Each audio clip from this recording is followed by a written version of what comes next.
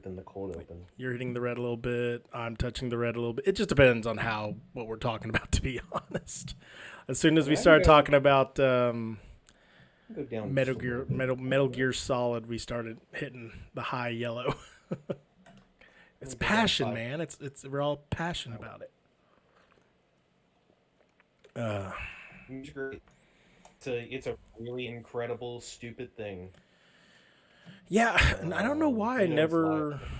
I guess it was one of those things too, and I'm like this with everything. It's when I know that it's coming to a conclusion, I will stop watching. I will stop reading the book. I will stop listening to the book, knowing it's near the end of it.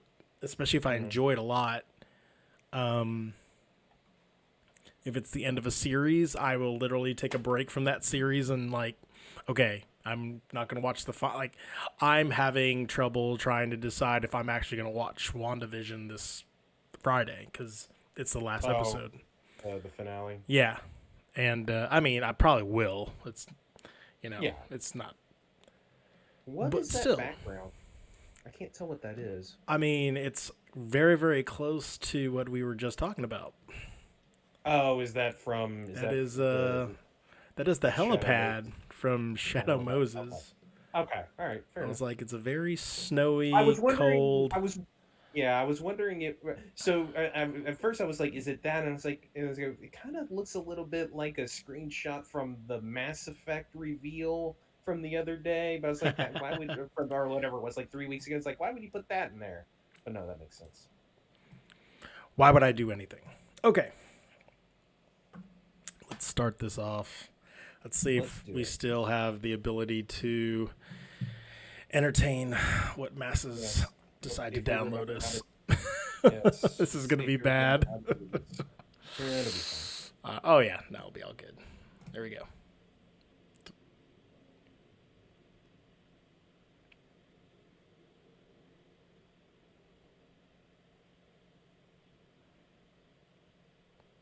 Nope, it won't be good.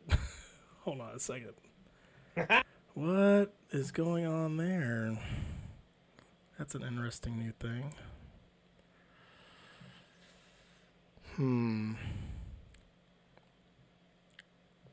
See, this is what happens when I start messing with a lot of my old systems. Never mess with old stuff. Never mess with anything. Well, and I messed, like, there was an upload, like an update to it all. Mm-hmm. And I left it alone. I was like, okay, I'm not going to touch anything. I'm literally just going to leave it as is. I put everything to sleep and I woke it back up or whatever. And I was like, okay, so I may have to run this off of here. Let's see. Oh, everything's overlapping. Don't like it. I have to see.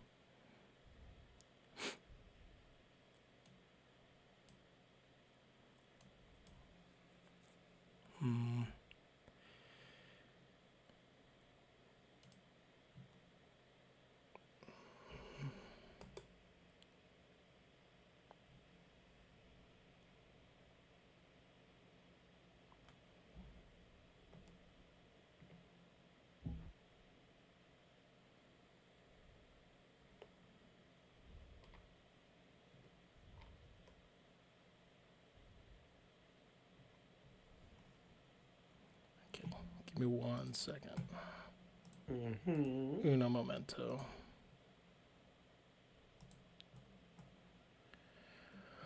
Oh.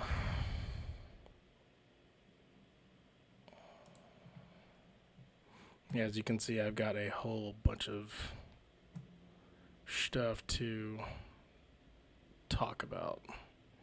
Oh my God. Like, I'm surprised actually when I started jotting stuff down. I was like, Jesus, did I really do all this? It's been a while. Guess I did.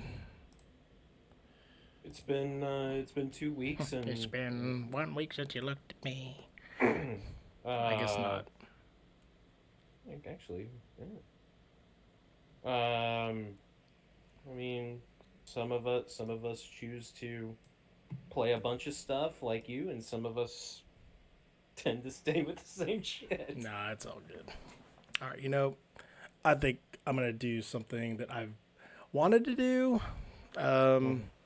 with this, just because I've wanted to experiment in regards to putting like shows together before it actually goes out to podcast. So we'll do that. How about that? Okay. Okay.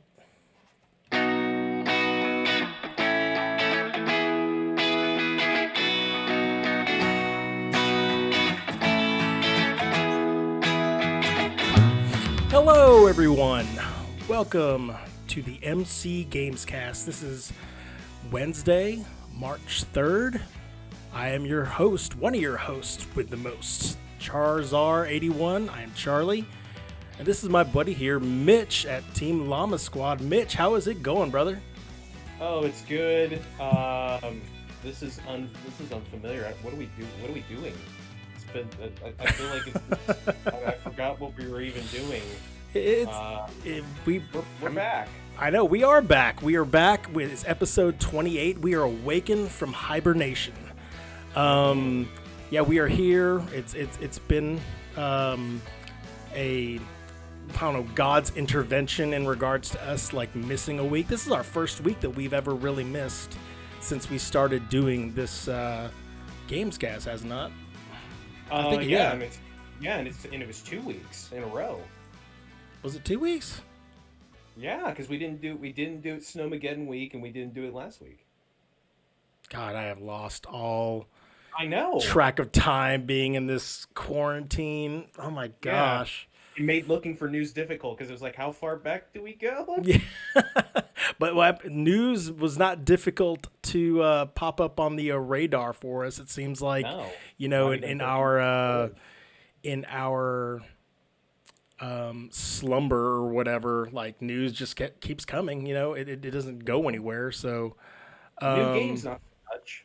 Yeah, I mean, it's early in the year. I mean, in regards to new game stuff, I think we've had like a couple of blips that have hit us that we're like, ooh, like check that out over there. But other than that, especially with like the new consoles and stuff like that, I believe that people are still slowly rolling out the big guns. Obviously, waiting for the kiddos to get out of school, or people to get money back in their pockets, or heck, even for their developments to stop delaying. It seems like all these constant delays or just keep pushing everything back. So anyway, yes, this is the MC Gamescast.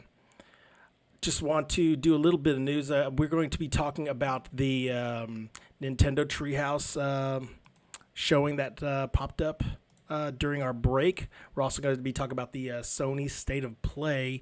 One thing I did want to mention at the onset, we do have merch. It is at merch.streamelements.com/Team Llama Squad. Go check it out. We got some really, really cool items in there. We got some really, really cool stuff, cool hoodies with our little lovely little emblem that we have on here. Like, was it right up here? Yeah, right up there. Yeah. Oh, I got it right. Up there in the top right. Up there in the top right.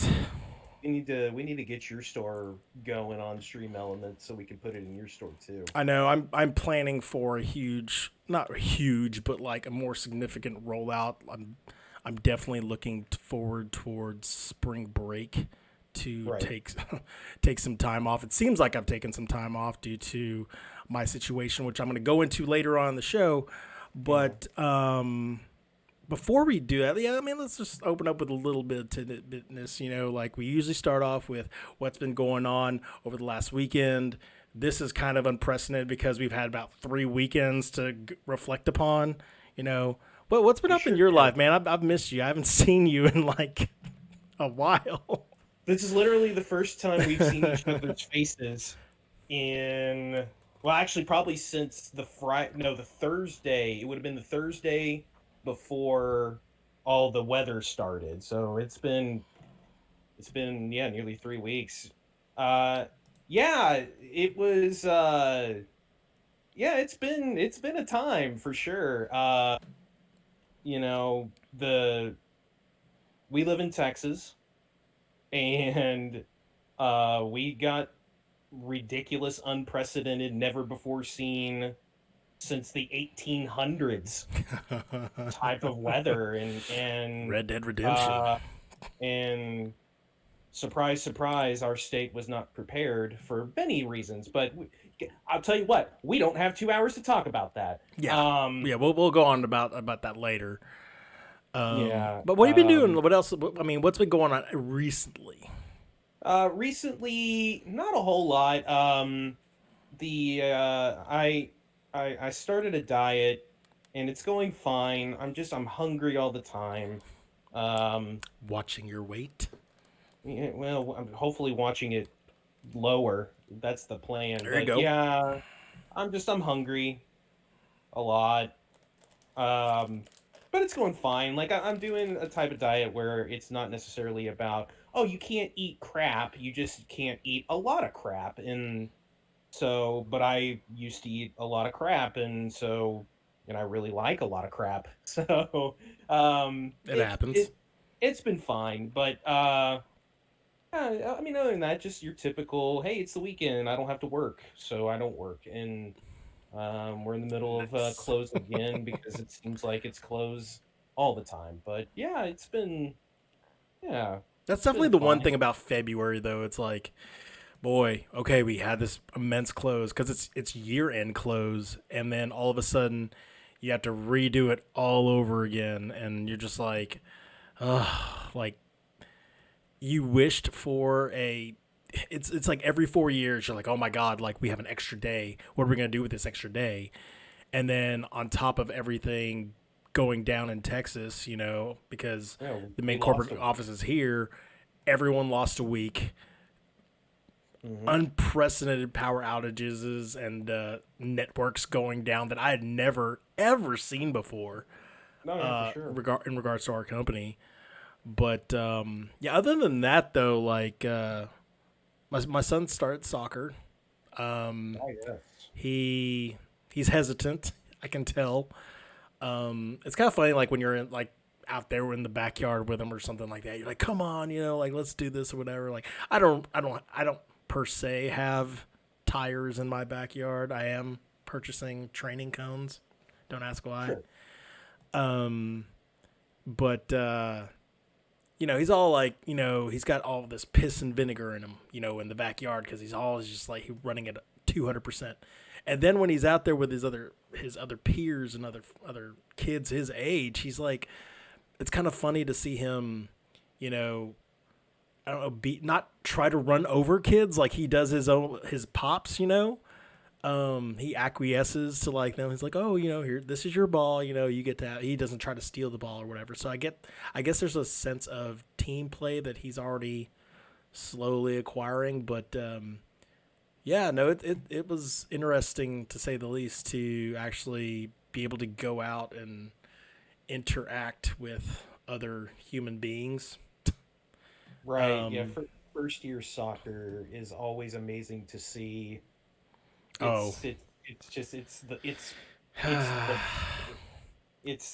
it's the best because it's the worst. his first game is on Saturday, and I am excited and I'm very curious as to how that's gonna go.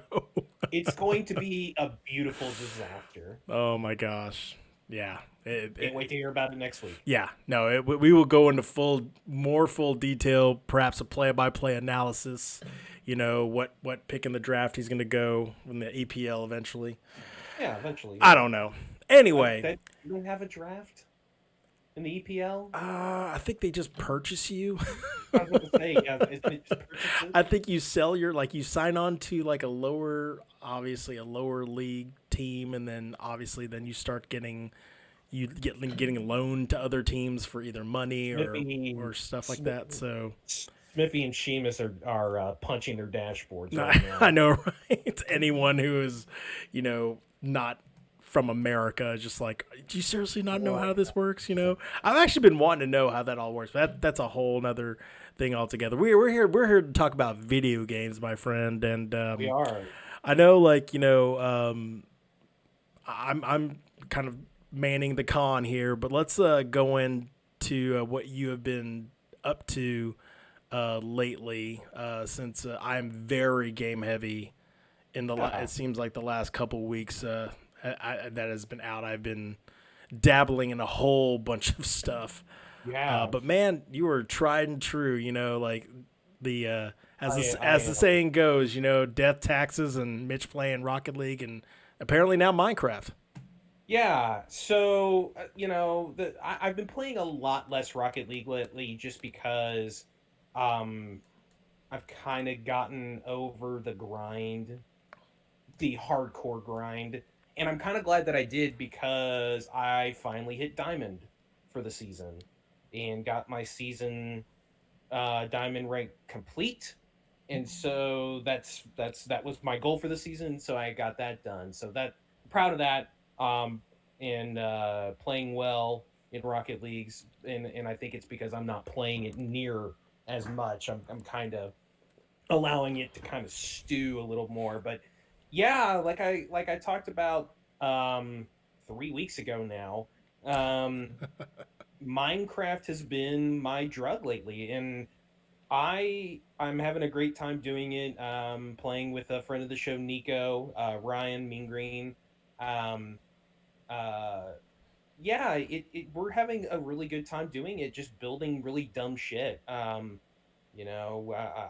building minecart tracks on everything for no reason other than why not, and castles that are multiple colors because why not, and just having a good time. Like, Minecraft is one of those games.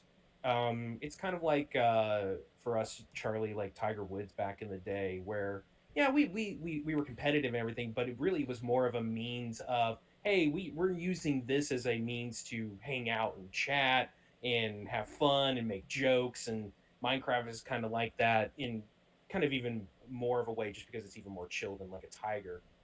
But it's fun to just do whatever we're doing: treasure hunt, mine, build, and just kind of shoot the shit. Um, so yeah, it's Minecraft is, you can't. I feel like there's no other way to say it than it's one of the most interesting games that's ever been created. Um, I don't want to go as far as to call it, you know, um, a personal all-time game for me, but I mean, I think it's one of the most important games ever made, in terms of kind of its development cycle, and then what it did for open world sandboxes. But yeah, it's an incredible game. It's a lot of fun, and I've never gotten into it as deep as I have this time, and I don't want to stop. So yeah, that's really it. um there Something we'll talk about later in the Nintendo Direct is coming out, that or is out, that I'm gonna try, I think I'm gonna try this week for next week's podcast, but I'll talk about that later when we get into it in the Direct. All right. But that's it. Quick question regarding Minecraft. So I've Yeah, never played Minecraft. I don't know what that thing is, and I'm just like, I'm playing it euphorically through you guys. What sure. project are you guys? Is there like a project you guys are working on? Is there a certain like mission that you guys are on, or is it just like, let's fly by the seat of our pants and come what may? So, yes and no. It is kind of a, you kind of fly the seat of your pants, where it's like, a lot of times you log in and it's like, what should we do? And then one of us will be like, what if we built a cart from our fortress to the mine that's like 6 miles away in the game? Okay, we'll do that. Okay, well, actually, what I'm going to do is I'm going to go treasure hunting. I'm going to go find buried treasure, and then I go find buried treasure.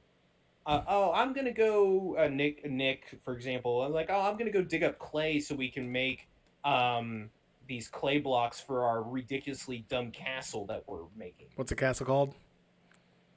We haven't come up with a name yet. But we will, because we're dumb, and it'll be something stupid that may or may not be airable. But yeah, like, it's just it's it's a lot of trial and error. You'll be like, what if we built it with this? And then we build it, and it's like, yeah, that doesn't look that good. And then we break it down and we do it again. And um, there is an end the game to that game. There is a way to get credits, but it's just one of those. It's really, it kind of is one of those. It is the true definition of open world sandbox.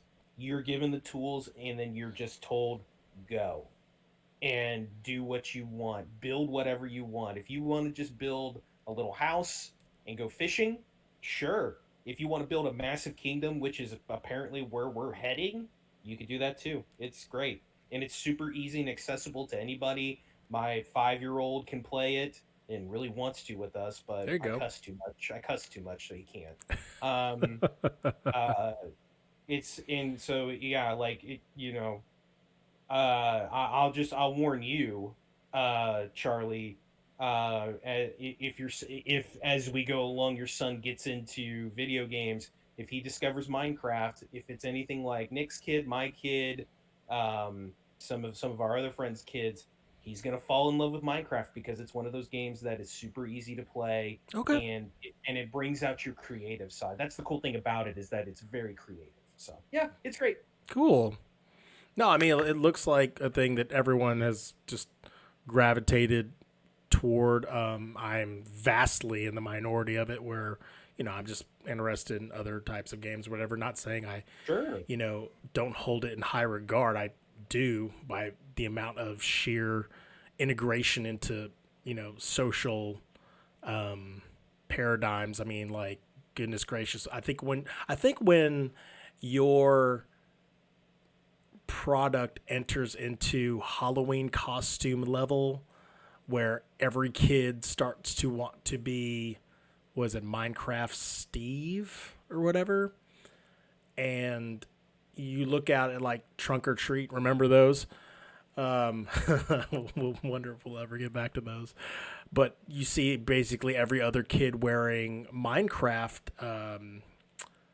I was about to say uniforms, Minecraft costumes. I mean, yeah, like it's a big, big deal. Okay, so yeah, we got Rocket League for you. We got Minecraft for you. So like I said, man, you are all tried and true. You could tune your watch to it. I, on the other hand, took, I don't want to say full advantage of the Snowmageddon times, but oh my gosh, what's going on here? Why are you texting me? Oh no. My buddy's computer has crashed. I don't know if we're, oh boy, this is going to be unprecedented because we've never had a computer crash during the thing. Anyway, I was going to go on to talk about what I've been playing as Homeboy here tries to get back online. Obviously, I'm playing Fallout 4. This is the game that I don't know, I've literally drawn my line in the sand for to not only begin in 2021, but to play not to its entirety. I'm slowly starting to come to a realization, but also it is so big, so encompassing that I think I'm going to treat it like a pizza pie, where Warto, I know, buddy, thanks for struggling with us. I'm going to treat it like a pizza pie where I'm going to eat the large chunks of it, the main slices of it, like the meat and the cheese of that world. But I'm just going to leave the crust behind because, my wife gives me flack about this. I don't eat crust of pizza. I'm sorry. You got to be a special pizza for me to do so, first of all, if I do. And then second of all, I really just consider crust like that's the hand that is basically the stick of a corny dog. That's what I feel, Stuffed crust, I'm probably the vast minority. You can go away. Just no reason. Why put cheese inside a corny dog stick? 1 minute, But and you come back with this blasphemy. hey, man, Oh you my shouldn't have god! jumped off the ship. Hey, I was with you on the crust until you were like, "Oh, the stuffed crust could go away." All right. Oh no! Oh no! Blue screen of death again. Oh, I'm gone again. No, Sorry but about yeah, that, guys. no. I mean, I'm glad that you were able to get back on in a very, very seamless way. I know this fucking guy right here. I'm sorry, well, what can I say? I've got hot sports opinions regarding certain foods. Um, We all do. so yeah, Fallout 4 is an amazing world. I'm going to enjoy as much as I can of that thing. But, I would definitely like to move on. I'm not saying, okay, I say this without saying that I'm not enjoying the game because I am loving that game. But I would definitely like to enjoy more games with the masses, and due to the amount of time that I have on my hands to be able to stream, that's not going to be anytime soon. So that's why I'm cutting short on, if it's grinding, I'm going to leave that offline. But if it's main story stuff, I'm going to leave online. So yeah, Fallout 4 is great. Little Nightmares. Little Nightmares 2 just came out not too long ago. Well, for us, it was like a couple weeks ago. But I had Little Nightmares 1. I bought that thing, like, I forget, it was on a Steam sale, like for like $2.99 or something like that several months ago. And that game is great looking. It's still great looking, but as well as the second game, the first one is still as scary and as riveting as any scary game. Like, it's so amazing what that game can do in its atmosphere. You're this little character that, you're just trying to plow your way and get out of this area. You're like, you go from stage to stage with, like, little set pieces. The environments are, probably like a little larger, like, maybe 2x compared to like what they should be. That's just to heighten the amount of fear factor that is entailed in the game. There's a couple of platforming challenges, a couple of puzzles that you have to solve.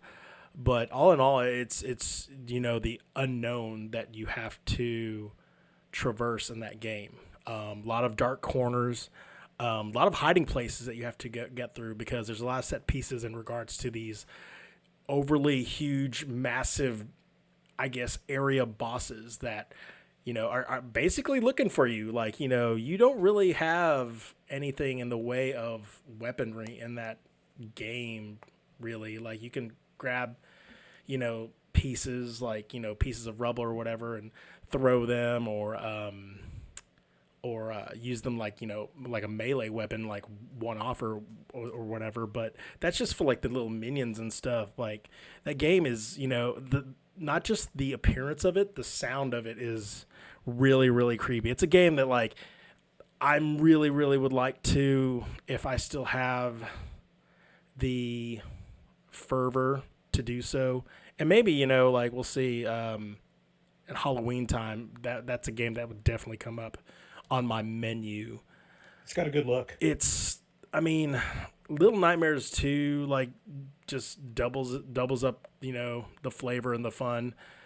But the fact that, it's not that far removed from Little Nightmares 1, it's a great look. Like, it takes Limbo and Inside and, jacks it up a notch. So, 100%. So what was originally planned for episode 28, I am so kind of upset about it, but we can do it another time. I did my kind of like, let's play Super Mario World. Yeah. And, buddy, no offense, man. This was, I was kind of inspired by your attempt at streaming the entire game. Yeah. Obviously, we got onto other things, and, that just happens. That's fine. But I went and freaking beat every freaking stage in that game. From the very, 1-1 or whatever. And I went all the way to Special World, made sure I, maxed out everything there. That game is still awesome. That game is still amazing. Even on the Nintendo Switch, the Nintendo Switch controls are not the SNES controls. I died way more times than I normally have in the past when playing that thing on the SNES. But it was good. It was good in a pinch. That game still holds up to this day as like one of the best platformers out there. If not, like I said, if not the gold standard benchmark for all platformers to emulate off of. Don't say that on Twitter. Yeah, apparently you got into that fight. I don't know. I saw that. I was just like, why are you fighting people on Twitter? Just let them be dumb. Fighting 15-year-olds on Twitter. One of them was 15. I'm not proud of it. Anyway, It's move like on.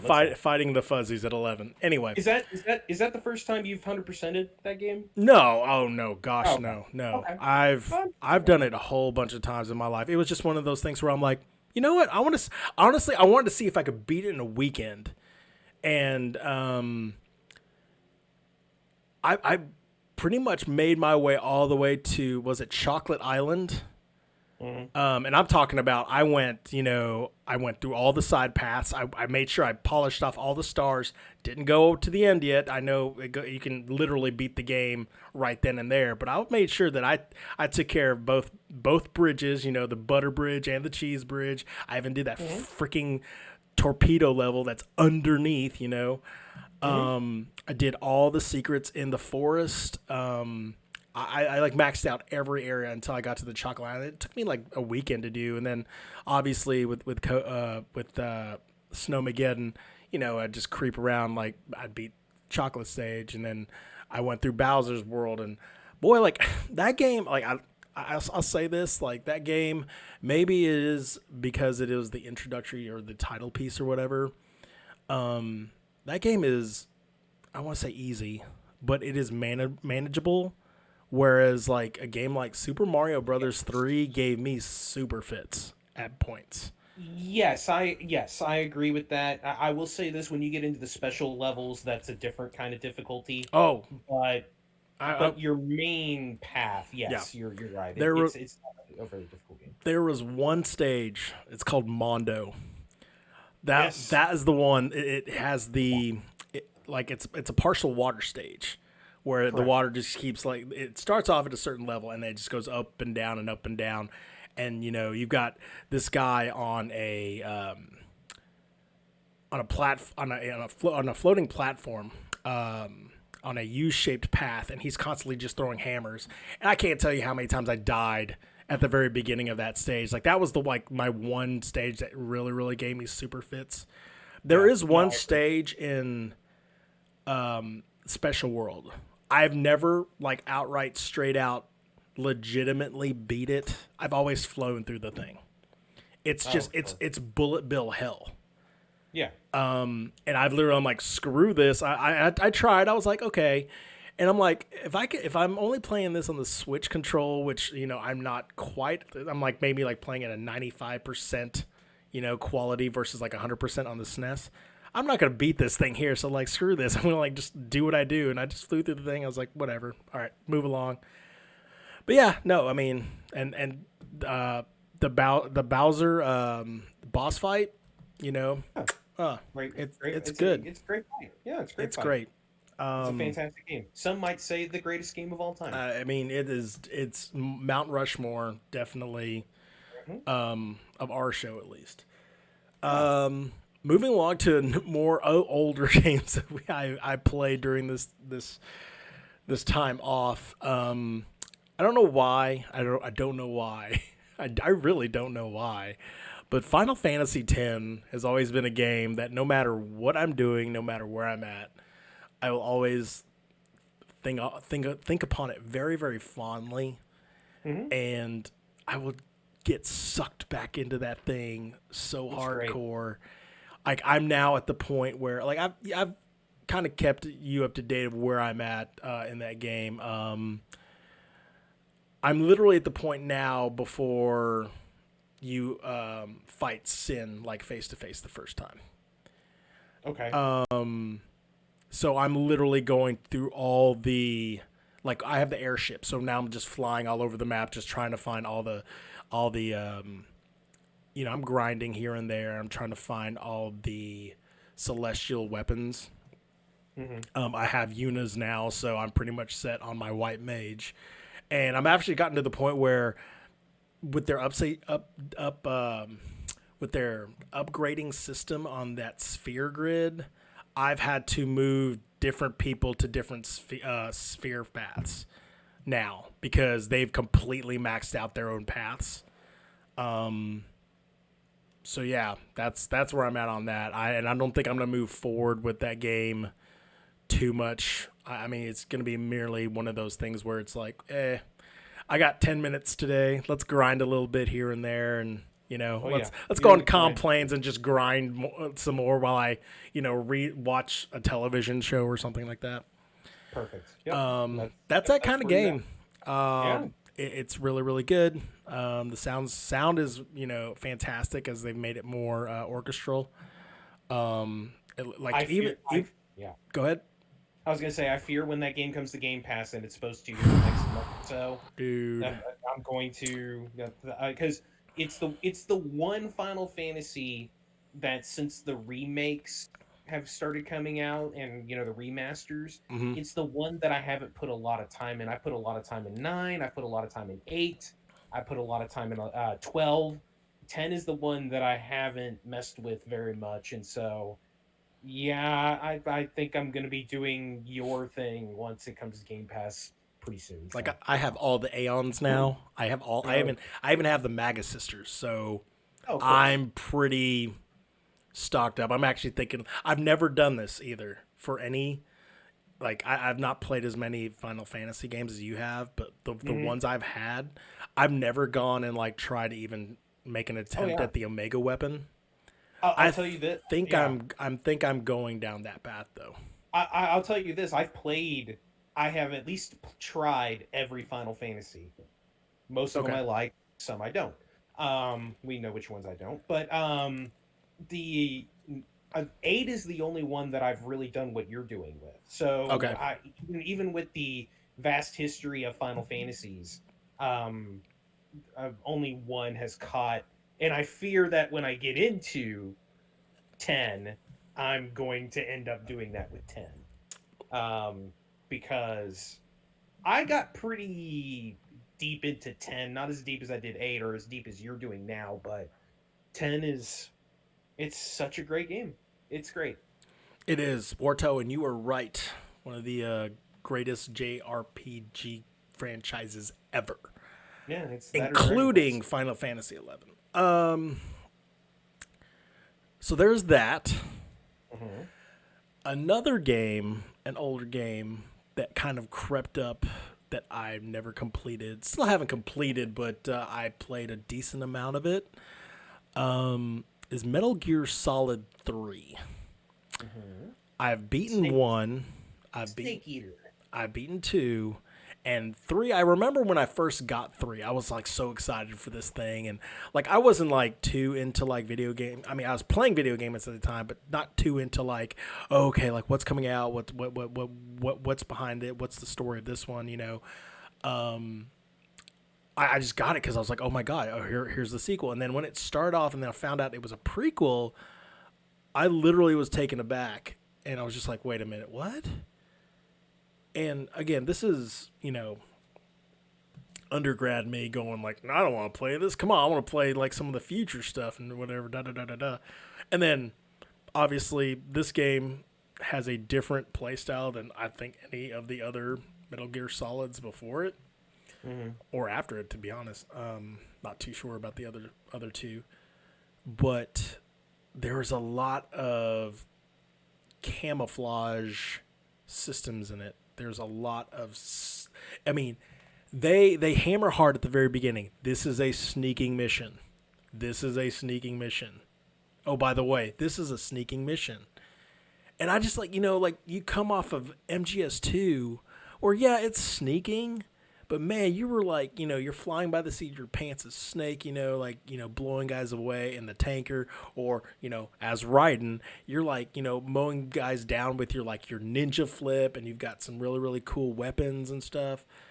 And this one, obviously, you've gone backwards, so all the technologies have regressed. So you're having to rely on, different styles. And there was a lot of menu systems that you had to go in and like change this out. Like you had to deal with injuries. The health system was completely different from anything that I've ever experienced before. And again, this is I'm still talking in regards to undergrad me. I didn't like it. I was like, what is this? Like, this is not Metal Gear, you know? 100%. Yeah, I didn't like it the first time either. Okay, good. I was going to ask you that. I was going to ask you what your first impressions were of this.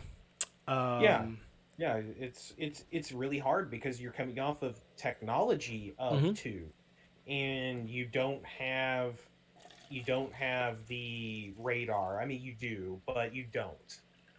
You don't have the radar at 100% all the times. You have to use an item to be able to do it, And and the like, camouflage system. So yeah, it was really tough getting into it the first time. yeah, the radar you have is like a sound radar, and it's, I mean, Yeah. it's sweeping in 360, which unlike 2, you know, like you're seeing everyone in their field of vision, Hmm. whereas in 3, it's like it's all about like actually looking like through your character and just knowing the sounds of the forest and the jungle and where Hmm. the enemies are at. Yeah. So obviously, thanks to a website that we hold in high regard, Giant Bomb, they did their own series of playthroughs of the Metal Gear series, and two guys I look up to, Dan Reichert and Drew Scanlon, they went through it, and I saw Metal Gear Solid 3 through new eyes, through a new appreciation, and especially as an older person, like not an older person, but like someone who has grown up from that, dumbass 20-year-old.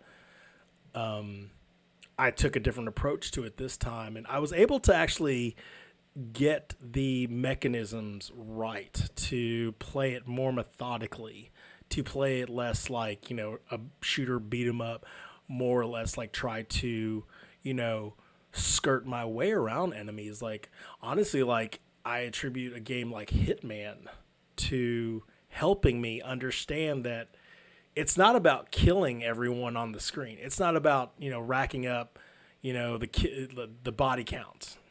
Sometimes the best move is no move at all, you know. And so yeah, I mean, I played a lot through the jungle, made my way through the lovely title screen of that game, and then I got pretty deep fighting a couple of bosses in that game. Obviously, I'm nowhere near finishing that game, but it's a great one. How much have you actually played that game? What was that?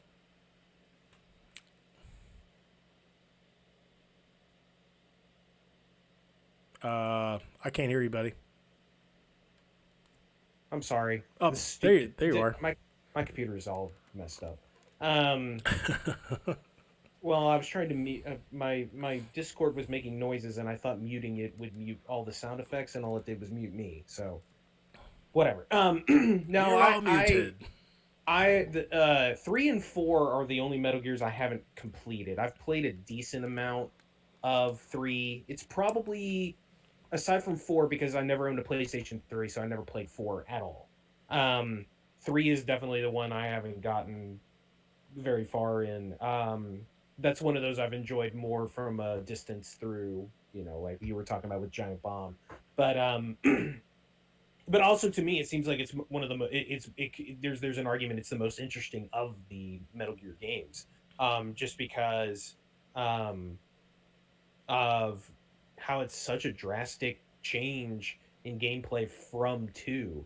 Because you're right, yeah, there is a stealth element to 2, but I mean, yeah, you can action your way out of Yeah, most scenarios. Same with 1, and same with 4, and especially 5. 5, Metal Gear Solid 5, you could play that game as an open world action game, and you could beat that game. You kind of have a choice on how you do it. But yeah, 3 is a really interesting, really cool story, really really good story. It's the introduction to Big Boss. So yeah, it's great. It's weird as hell. I mean, it's Kojima, so of course it's weird as hell. yeah, but do we expect less? No, well, I mean, I'll tell you what. Play Death Stranding. You want to talk about weird? Oh That boy, that that's Kojima that is Unleashed. I haven't forgotten. I haven't forgotten your requests of me to play certain games. So I will Hmm. not say no, but we'll It's see. weird as fuck. So yeah, that's Metal Gear Solid 3. Um, Along with our Snowmageddon, we found ourselves, my family and another family, watching a lot of dinosaur movies. Boy, did we Okay. watch our way through the Jurassic World trilogy. Hmm. At least, like, the first three. The boys, they're all about dinosaurs now. So we were like, hey, you want to see something, real? And, we'd show the big T Rex and the Brachiosaurus and the Triceratops and the Raptors, We obviously edited it for, like, like, we're not going to show them, like, eating Samuel Jackson or anything like that. But Oh man. just seeing them roar and, like, go to town. Like, I mean, they saw the lamb scene. They're, my son wasn't phased whatsoever. So, but with that said, we saw a game on PlayStation Now, and then it flew off of Now like really, really quickly. And so I was like, "Oh man, I really, really want to play this." So I like went and I was like, "Okay, it's only like $9," and I've discovered I had PlayStation dollars, in my Sure. account. So I was like, "Oh, sweet!" So it's technically free. So I got Jurassic World Evolution. It's Hmm. basically your park simulator. You're building up a park full of dinosaurs for the masses to come and see it. It's like Roller Coaster Tycoon basically, except with dinosaurs. Okay. And initially I was like, okay, let's check out this thing. Let's see how janky this thing is. It seems like every Jurassic Park video game product has been kind of like on the fence of like, I don't know about this. You know what I mean? Like the Yeah. Genesis game was pretty much the best thing that I can remember in regards to video games. The SNES game was horrible. I did not like that It's top down awful. system. Terrible. The Telltale Jurassic Park game was completely bunked. Hmm. But this thing came out, and I was actually pleasantly surprised by its systems. It's got some really, it has Ian Malcolm, Jeff Goldblum. It actually looks like he's kind of shitty. You can say it. No, yeah, it was kind of shitty. But yeah, no, he's got. Yeah, I'm sorry, I was completely derailed by that. Jeff Goldblum, he actually looks like he's putting forth the effort to, read his lines in for his Is it parts. actually him? Yeah, oh yeah, it's actually him. Oh, okay. So That's good. I was like, okay, if he's gonna put his name on this product, I would think he might have reviewed it a little bit to be like, okay, there's something to this. Maybe. Yeah. You're given charge of like, so apparently there's like 5 islands that you're now like prospectively have the chance to build parks on, and there's whole. I mean, from a micro perspective, it can be very daunting when you look at it. You're just like, oh my god! So I have to, I have to research expedition sites to gather the fossils, and then I've got to make sure that my park is set up to receive these samples. You have to grow them on a genome that is greater than like 50%. There's a certain percentage that you have to get them at in order to successfully clone a dinosaur. Hmm. And then it's not always successful. Like you have to research. There's a research facility as well. You can research like different buffs that you can add to the dinosaurs. You can adjust their DNA structure so they act accordingly. Like different animals like sharks or frogs or existing animals today that you're trying to put in their DNA sequence to make the dinosaurs better. You could color them differently. they don't teach you this at first, but I kind of got the understanding that like, okay, let's put the herbivores over here and let's put the carnivores over here. You know, let's just like keep everybody separated. And for each dinosaur, there's a whole bunch of statistics like that you have to follow. You have to make sure that like, you know, they're well fed, that there's a watering hole, that are they social dinosaurs? You know, do they need to be in a pack? Are they not social dinosaurs? Or do they get sick easily? There's a lot of systems that are in place that really, you have to kind of monitor. Yeah. There are that being said, not to scare off anyone away from playing this, there are a lot of handholds to this game. They give you missions in regards to like, you know, they're very easy to accomplish. Like here, like, you know, discover a dinosaur that's, you know, a brand new species that you don't already have. That's very simple to do. Grow a dinosaur that's past like 70% genome. And the only way to do that is to find more fossils, which build your genome percentage. And I mean, you build apparatuses to the pens, so people can see and view the dinosaurs, and you can actually see from that perspective, like, what if I put a viewing gate here, what do people see? You know, and I can see it from a first person perspective. You see little people like, you know, going through the pathways and stuff like that. I even set up a carnivore pen, which had ceratosauruses. They're like smaller T-Rexes, and you would set up where the goat would come out of the ground. And at first I was like, come on, go get the goat. And then the dinosaur was like indifferent. I was like, okay, this mechanism's stupid. Like I was really hoping it would work. But then later on, I mean, I discovered that dinosaur had just eaten from like there's like a meat feeding station. So I let another one go, and he actually chased him down and swallowed him whole. That's cool. And I was like, oh, okay, so this is like, you know, these systems are actually like, you know, they work with each other. There was one moment though that really kind of sold me as to this game, to being like, okay, this is a little better than, you know, you're just run of the mill park simulator. Was where I had basically had like 3 or 4 ceratosauruses, and 2 of them, like, so when you clone one, obviously the bigger they are, the more alpha they are, and they will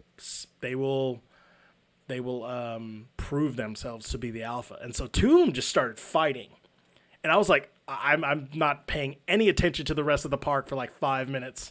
And I'm just watching these 2 just go at it, you know, and one of them just snaps the other one's neck. And I was like, I don't know what to do, but that's really, really awesome. And I'm looking forward to like seeing, like, you know, I've only unlocked one island. I'm looking forward to see where I can go with that. I know I've talked a long time on this, but that's actually how really excited I was over something that I was like, this can't be good. And it actually surprised me. That's good. Yeah. One last thing that I had played, I mean, I played this game called Wreckfest.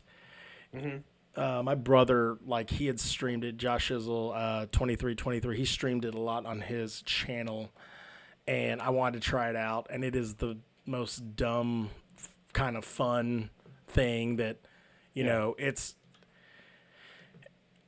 not a $60 game. Like, you know, it has no deep lore to it. It's just like, get in there.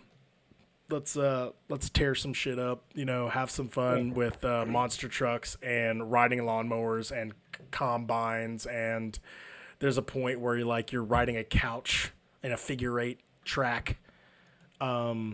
It's stupid fun. I hadn't played as far as he had, but have you watched any videos on this? Yeah, I've seen it. That's some of the developers on that game are old Burnout developers. Oh, I could tell.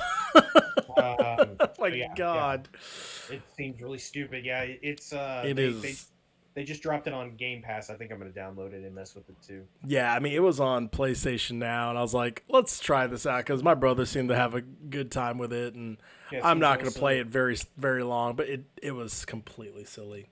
Yeah, very silly. But man, that is the games I've played. I played a lot of games.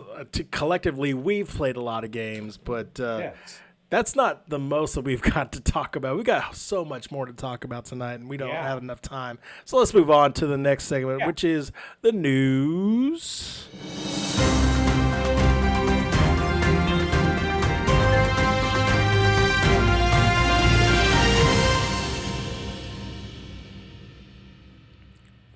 And today's news story opens up with my man Mitch talking about some open world Pokemon. Yeah, man. So so Nintendo did this was late last week. They did a little Pokemon Direct. It's the anniversary of Pokemon. I don't remember which one. I think it's the 30th. I think we're at 30 now, maybe. Wow. 30 or 25. I don't remember. I think it's 25 actually. And so they announced that they're remaking Diamond and Sapphire Pokemon, which is I believe a DS version. Look what you But did, the McDonald's. Look what you're doing to my son. right? I got a The- Grookey. Pokemon is alive and well. God, Man. it is. It's unbelievable. But they announced an open world Pokemon game, Pokemon Legends. I'm going to say it's Arceus, I believe is how it's pronounced. It's coming early next year. So basically, ever since Pokemon came out in the mid 90s, 1996, so yes, it's 25th anniversary. Everybody and their dog that likes Pokemon has wanted two things. They've wanted an open world and they've wanted an online, basically an MMO version of Pokemon. Well, we're getting the open world. The way that they presented this trailer, it looks very much like Zelda Breath of the Wild, but Pokemon, and that's fine by me. It's been a long time since I've really been into Pokemon. This may be my ticket back into it. Whoa. Because I was one of those people that thought open world Pokemon would be awesome, and especially if they incorporate online to it, to where you can team up with people or run across people. I think that would be exactly where this series needs to go. Yeah, it no other details. Early 2022, but that's a really cool announcement. Yeah, I mean, I watched Pokemon with my brother in the late 90s. That is literally as deep as I went with Pokemon. I think I played a little bit of the Pokemon on the Game Boy just because it was a video game and I had to play something, and it was good. Yeah, it's a good game. But boy, like the resurgence of Pokemon ever since, I don't want to say Pokemon Go was the initial snowball that started the second wave of Pokemon mania. I don't disagree. I'll say I agree in that. Yeah, the heightened popularity of Pokemon being back definitely started with Go. Yeah. I I mean, Pokemon's always been popular. It just Exactly. seems like it kind of went, I don't want to say underground for a while, but, the like with anything, there's always this bell curve where you have the initial excitement and then everyone's doing it. And then all of a sudden it goes out of vogue for a while. And with Pokemon Go, it seemed like those parents who used to be kids who used to play this are now introducing it to their kids, and so now you've got this brand new wave coming in, and boy, it's just well, they made it accessible. Yeah. So just the original Game Boy version was accessible, and now that they've kind of gotten back that accessibility, bam, here comes open world for all the hardcore people. Bam is right. I'm interested. That's awesome, man. In other news, Days Gone is coming to the PC this spring. With that, I mean that's news, but this being a Sony game, this could be like, obviously I don't want to say the leak that springs the dam of Sony games coming to the PC. Mm-hmm. We've seen some games already. Horizon Zero Dawn has come to the PC. Mm-hmm. Yeah. But yeah, I mean, that's awesome to see that more Sony exclusives are going to be made ready available for PC PC gamers out there. I know like they've Oh, had a hard time, and we're like me myself. I mean, look at my situation right now. I wanted a PS5. I was like, well, that's not going to happen. So what do I do? What do I do? mhm. I get another PC. So Yeah, it's they've needed to do this because Microsoft's been doing this well yeah, for the whole exactly. entire previous generation, and to not have that extra revenue coming in for Sony was always a weird thing that Sony never did. But yeah, they said in an interview, the Sony, the US Sony head said that yeah, more PC game, more Sony exclusives are going to be coming to PC. Days Gone being the first of them. You know, say what you want about Days Gone, but I mean that's big, and you know who knows? Maybe that means at some point God of War comes to PC. The Spider-Man games come to PC, the Ratchet, you know, Ratchet and Clank, you know, games like Oh that. yeah. Hopefully, we'll start seeing those come over to PC. Um, and then who knows? Maybe eventually those games start coming out day and date with the PS5 versions. Yeah, that has definitely been like the one thing with that Microsoft has done successfully, like you said, is day one co-release with PC. Yeah, Boy, it's just hard. Like Sony's been so like close to the vest in regards to their, especially like their, like you say, like to coin your phrase, tentpole titles, to yeah. have them come out, day one alongside in a PC, especially when they're still trying to, struggle with like, hey, go grab the PS5. That's, please get our new console. Yeah. Boy, that I mean, we'll see. It's I mean it's the reason why Microsoft can sustain an early Yeah, drought because they have the PC to fall back on a bit with PC and Game Pass. So, but exactly. yeah, hopefully Yeah, we'll see those games start coming. definitely. More games.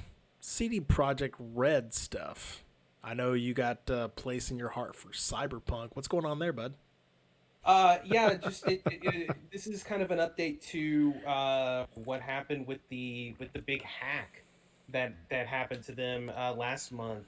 So the hack that happened to their basically their entire internal network caused all of their staff to be locked out for upwards to 2 weeks. And so what that meant is that the updates that Cyberpunk has desperately needed to get the game as close to what it should be as possible, it's caused those updates to now be pushed back. The big February update that was supposed to come in mid-February Mm, got pushed back to this month, and then all the subsequent monthly updates have been pushed back. Um, I've been hard on CD Project Red for what happened with Cyberpunk, but this sucks because this was completely out of their hands. This is not their fault. This is not, being hacked is not on them. And so now, in their quest to try to make this right, they've been, hamstrung by assholes trying to make money off of them, which good on them for not buying into it, for not succumbing to those demands. But yeah, it's a bummer that it's causing the hard work they're trying to put in to fix their game kind of go on pause. Um, yeah, hopefully they didn't get so far behind that it's gonna cause even more delays down the line. I think there's a lot of people at fault in regards to this Cyberpunk thing. And I Sure. know a lot of people are blaming the people who they're trying to push this out there because they want to make money. That's fine. They deserve a lot of the slime that gets thrown their way by every measure. However, I also don't want to neglect those fuckers out there who kept like basically threatening the makers Oh, of like CD Project Red to be like, "Hey, you need to make this 100%. fucking game." I like Yeah. it. blows my mind that those guys are now bitching about like, oh, why is this product broken? Da da da da da. Well, your fucking ass wanted to get this product out so fast because, oh my god, I put this in here. Da da da da da. I want this game so much. I put the pre-order in. Just give it to me now, damn it. Like, you got to give time for a piece of art to be made. Like, Sure. you cannot, just like in this fast food, drive-through world, like Well, expect like this, wonderful, game to just be bestowed upon you just because you forked over the money. You know what I mean? no, well, 100%. And I don't think that there is anything wrong with reasonably expecting the thing you paid for to work and to be But there's what reason. you want it to be. But then there crosses a line where it goes to unreasonable with death threats and in things like that, where it's like, okay, this is not cool anymore. Yeah, CD Projekt Red has had a lot of issues with this game, and they did not uh, uh, get the expectations of the hype that they built. They did not deliver on that. Yeah. But also at the same time, there crosses a line where in it's never going to change. No. Social media. We see it with politics. We see it with entertainment. This is not going to change. People are going to be like this no matter whenever there's an issue. Which, I mean, to be honest, the next story has kind of traces of that too. Mm-hmm. Which Charlie, if you want to go ahead and segue into that. Yeah, man. The Bethesda class action suit. Yeah, there's $1 billion lawsuit right now, class action suit against Bethesda that could be holding up the deal for the Microsoft takeover over Bethesda. I know like there's a lot of issues regarding like the DLC that was promised.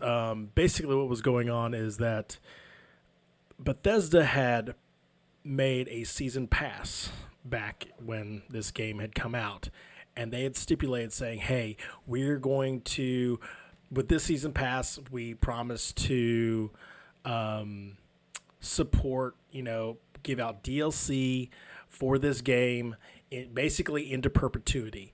And one of the really, really, really effed up, someone missed the mark or someone didn't turn in their TPS report on time or something like that happened where a EULA was not established. That's a end user license agreement.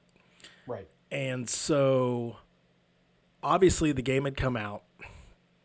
People were spending money, $30 for DLC. With games like Fallout 3 and Skyrim that had come before it, and they had basically come up with these wonderful pieces of DLC that supported the game long after the game had been out. Well after the game had been out. These same purchasers of this product were probably expecting the same, if not more. And what had occurred was that, obviously Far Harbor had come out, really, really good DLC. There was another store, a Nuketown had come out. Mm-hmm. And there was another couple of pieces of DLC that had come out it was more or less like, character packs, weapon packs, etc. that had come with the game. The Bethesda had increased the price of the season pass like to 40 and like in some points at $50, and people were still purchasing the season pass in hopes of them like coming through. It's like, hey, we're going to continue to support this product. This is one thing that we're it seemed like I don't know if this is what they foresaw, but like obviously this is 2015, but maybe that they were thinking this is going to be their Grand Theft Auto 5, where this is the game that they sit on and they're just going to continue to support it forever and ever and ever. Not going like, in the MMO realm, but like this is the game that like it's so big, so massive, so huge, we're just going to continue to expand upon it. Well, then two things came up. the creative workshop was then established, and that kind of put like this weird gray area into what is DLC. Like, the creative workshop was a place where like creators can come in, create new items, new weaponry, new even new story quests. yeah, even new story quests for the game for a price. You have to purchase it, and like, for argument's sake, some people saying that like, this on top of my season pass, that's kind of egregious. Like, that was not really included as part of the season pass. And then Fallout 76 kind of came around, with that, I'll straight out call it that debacle. And, Bethesda kind of like had to like, shore up their resources and call in the cavalry to try to like save that thing. And all the while, there's like, hundreds, if not thousands of people who've spent, hard-earned money to, for a support for a game that, in some respects almost paid double the amount for that original game. And they're really not getting their bang for their buck. And, Sure. we've discussed this offline. That is the inherent risk of, sometimes purchasing a season pass. Well, yeah, the value is in the eye of the beholder. Yeah. But without the end user license agreement, that just kind of opened up a like, we didn't like stipulate anything there. And herein lies the class action. And Microsoft now doesn't know what they're going to do with this, because it kind of affects how they want to acquire said company. Right. And so I think my take on major this is, party foul. Yes. Yeah, my take on this is twofold. One, the lack of due diligence on Bethesda's part to even have an end user agreement is really troubling that they didn't do that. Because that seems like, in terms of legalities, the most simple. You would think way that's like essential. Right. Because on the surface, the way that Bethesda, when they, because I being a huge fan of Bethesda, I remember when they announced the Creation Workshop, and there was never a point where I said to myself, well, this just sounds like fucking DLC. Like, to me, it always felt like a different thing. Yeah.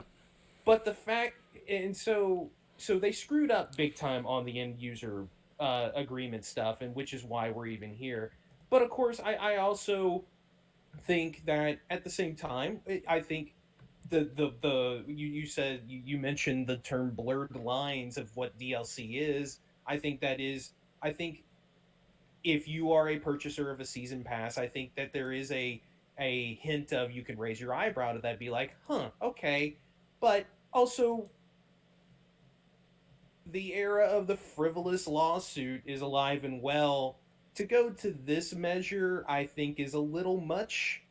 Like, I think calling out Bethesda and saying to them, hey, I don't think this is right, I think that's worth saying. But to go this far, to be like, punitive damages to my, like that kind of stuff, at which all of these lawsuits have the damages. It's like, you've damaged my well-being by the fact that I paid $50 for this and I don't feel I got my value. Like, at some point, it goes from, you're taking a stand, to, you're just being an asshole that wants money. And so I think both can be true of, yeah, Bethesda should have done a way better job of this, and a lot of it is shitty, but also, like, this lawsuit is really stupid. And it's going to eventually it's going to get settled in either monetarily, or Bethesda's going to be like, all right, creation workshops for everybody, this kind of stuff. But it's a really silly, a lot of it's really silly. Like, if this was like, and I see what you're saying. If this was more toward the core game, I think this would be less sillier. If this was more like, if this dealt with like Fallout 4 itself, like, say, this doesn't have to do with DLC. This is like, hey, you know, here's fall. Basically, this is a step. Let me see. How can I put this? This is basically what is going on with Cyberpunk, but it's the DLC of Cyberpunk. That if Fallout 4, the core game itself, were all janky or whatever, and like people were having like bits and complaints, like, hey, I spent $60 on a game that's like doesn't even work, you know, Mhm. that's more impetus and reason to have a lawsuit like this go down. If Bethesda is not moving on it, the So you're fact that saying, so it's you, DLC, I agree with you. There is that, you know, you pay DLC. They gave you DLC. yeah, It's not like they said like, hey, you know, there's nothing in it that said specifically they were going to give you, you know, a specific. They didn't quantify it. They yeah, gave you two. They gave you two quality story missions that added on to the lore, and they hmm, gave you aesthetic stuff that added on to the gameplay. And yeah, on top of it, there was creative workshop that I'm not even going to include in this conversation.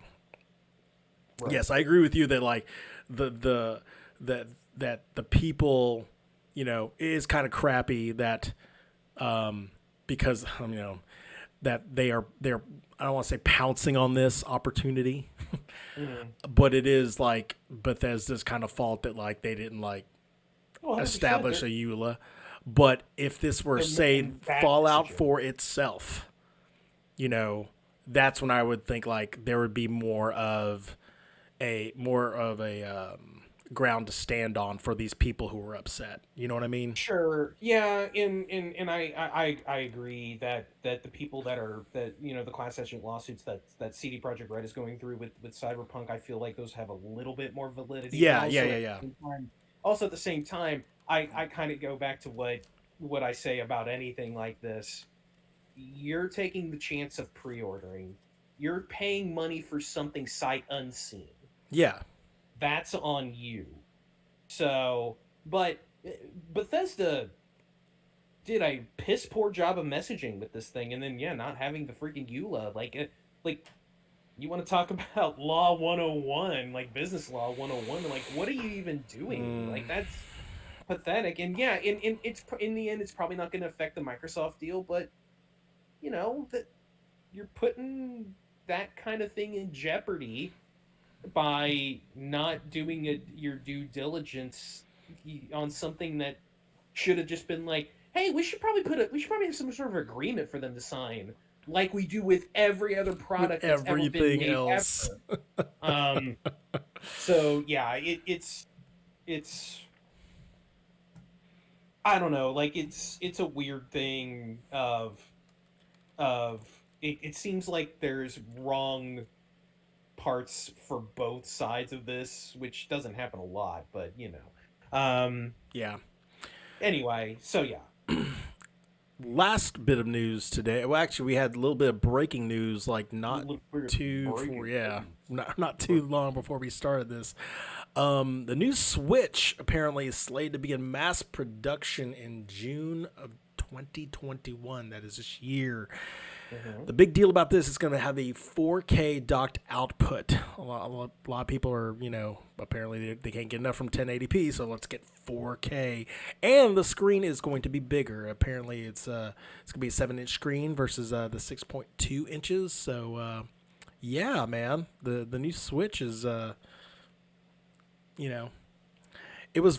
I mean, this thing has been rumored for like over a year now, and looks like, you know, now Yeah, that it's it looks got like legs, this is it's going to finally go ready. running. So. This sounds neat. Yeah, it sounds like it's finally real. Looks like holiday it's going to be out. I'm interested what the rest of the technology is going to be for it, like how much more actual power it has over the original Switch. Will they fix the Um, Joy Cons? Hey, guess what? I'm gonna say no because they still because the thing's been out for 4 years. It'll be interesting to see if this is like a PS4, PS4 Pro, Xbox One X type thing where there's the um where the discrepancy in power means that there's going to have to be kind of multiple versions of games like they, like they did with the Pro. Um, Not multiple versions, but you know what I mean. Like they had different performance Oh yeah, I see what you're saying. for all those. I wonder if it's basically mostly hey, it's more powerful because it's 4K now. 7-inch screen, that's cool. Yeah, that it's. I'll say this: it's one of those things where I'm happy it's happening because I'm tired of hearing the rumors. Yeah, It's like okay, finally it's gonna happen. there's something of substance now. It's not just Yeah, like this a seems like fleeting yeah, like, this will seems they, won't they? yeah, this is a substantial rumor that sounds like is 100%. Like it's got a company backing it with Samsung with the screens. Like this is happening, so that's cool. Very cool. And finally, Stadia still exists. Apparently. Barely, Barely. barely, Apparently we got a barely. Have barely. you touched that thing since your Uh, review? so I haven't touched it since I reported back to you almost 2 months ago, but I sure did forget to cancel the 9.99 a month thing, so I've been charged twice for that now. Oh, bum bum bum bum. So yeah, I feel real great about that. Anyway, In fact, I'm gonna after this podcast, I'm gonna cancel it. boy, the the money that we spend because we auto draft it. Oh Telling you, boy. brother. Oh And no. man, that is the news. New releases. Apparently, we got nothing. We got no No. major releases around our area. So yeah, that is the news concluded. Uh, Charlie, let me just say this: spoilers. Oh, It may be the spoiler. same next. It may be the same next week. I Oh, don't think there's anything out next week. you know, So, but anyway, we'll yeah, we'll it we'll, we'll happens. dig in. We'll see if there's some type of Final Fantasy 12 remaster that's come out, or Sure. you know, Final Fantasy 13. oh, no, they buried all of those. Anyway, so we're going into today's feature. As I say, teased earlier. We usually talk about games we remember. We usually have a survey here, or we usually have an interview here. We want to dive in a little bit on the two big shows that kind of like sprung up during our break. One being the Nintendo Direct. Boy, so the Nintendo Direct, and the other one being the Sony State of Play. The Mhm. Nintendo Directs, do they just like all of a sudden like say, hey, by the way, there's a Nintendo Direct today. It'll be on in Dude, like an hour. Get I'm ready. telling you, like at most, you're given 12 hours at most. I swear, I was like, I'm just like, I know we haven't done anything in a while. Like, I was like, oh, we skipped Yeah, this week. We got I to get back on next week, because like hopefully the snow will be gone and like I'll be yeah. done with my quarantine. News on that later. But all of a sudden, like I'm like looking at my Twitter feed. I'm like, Nintendo Direct is on in what? How much? How, No, 3 hours? yeah, no, yeah. This time it was the day of, and Man, yeah, it was. Yeah, and to be honest, I kind of like that because then it's like that. Oh shit, oh, there's new stuff coming. That's cool. Well, it's funny because the Sony one, I think it was announced barely a day before. I think Sony announced it the day before that they were doing it. So I know yeah, both of these two, and I was like, my thought was, is Microsoft going to come out with something next week? Because why not? that doesn't sound like them. That sounds Microsoft seems like one of those that's like in 3 months on this date in May we're gonna do this, and it's yeah they All don't seem to be as right. Well, with the Nintendo Direct, man, you want to take the first bullet point? You want to go back so and forth on this? So I didn't know if you wanted to do a back and forth or if you wanted me to handle the Nintendo and you the Sony since you're kind of the Sony guy. I don't know, like either am I way. the Sony guy? Um, I mean I don't know. I And we mean, can I go guess back I and do have the forth. Sony right now. So Yeah, we can go back and forth. That's fine. yeah, yeah. Well, first of all, let me just get this out of the way.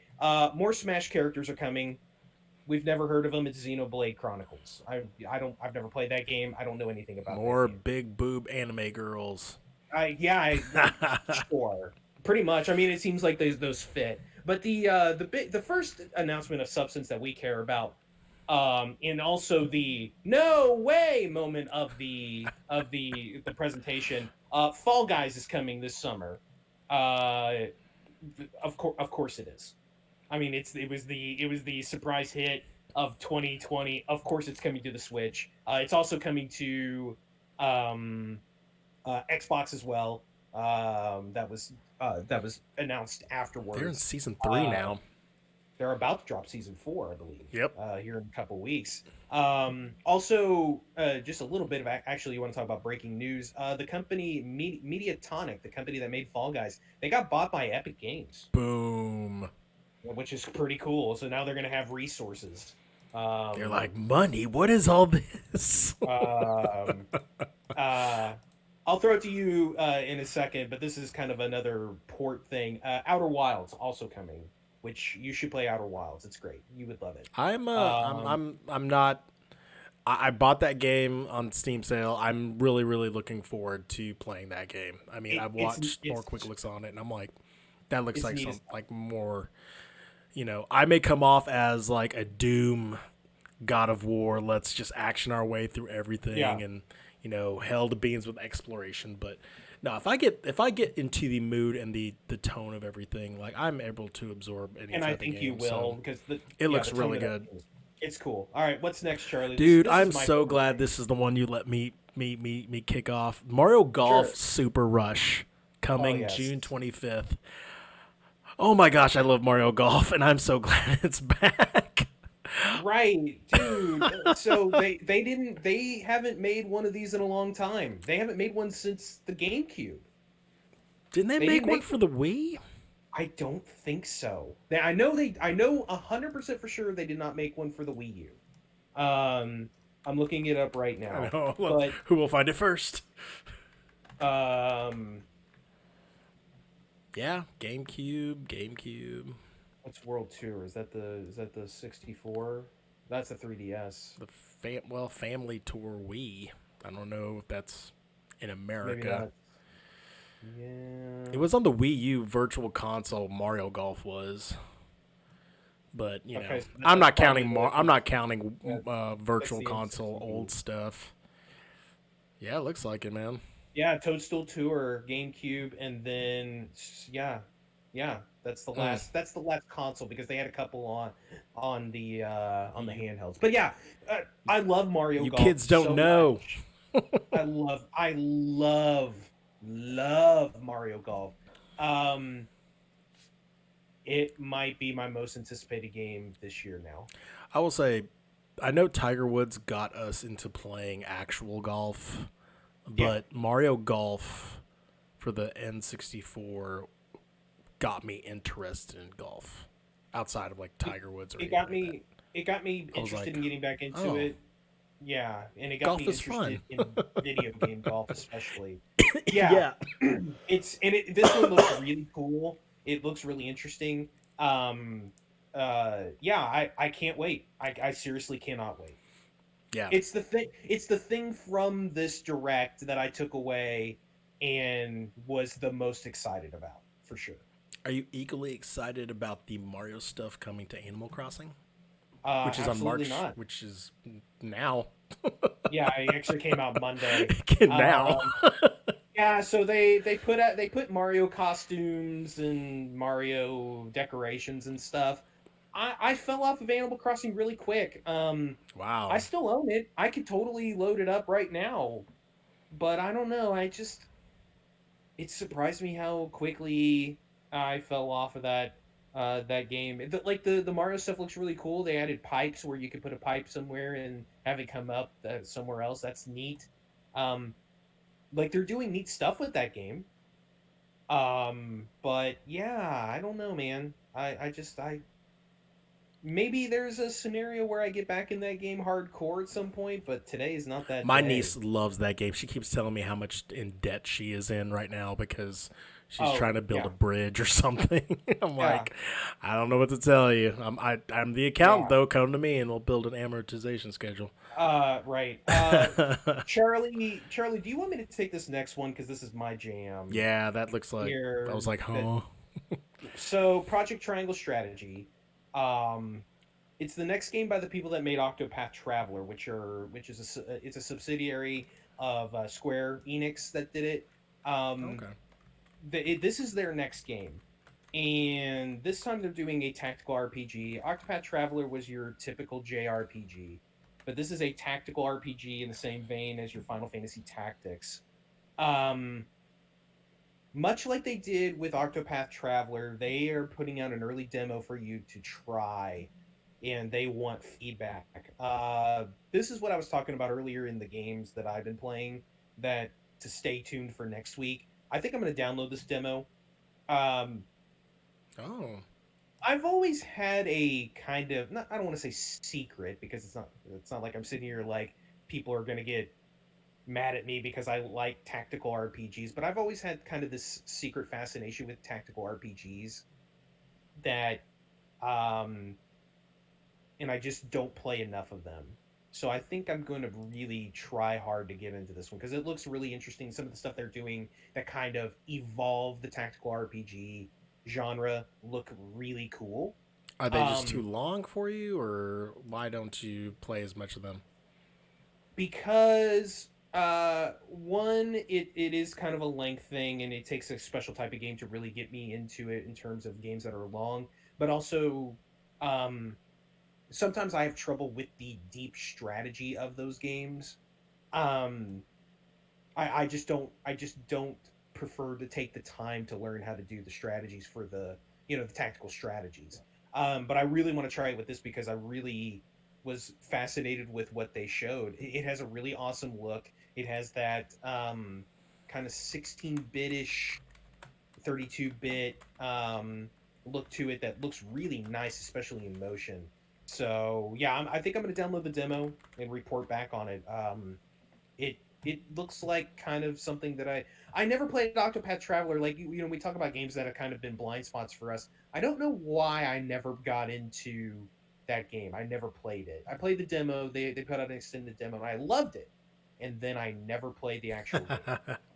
So I think I'm going to change that this year as well, Octopath Traveler. But yeah, that looks really cool. That was another one of those games where when they showed it, I was like, oh, okay, I'm definitely keeping an eye on this. Very awesome, man. Mhm.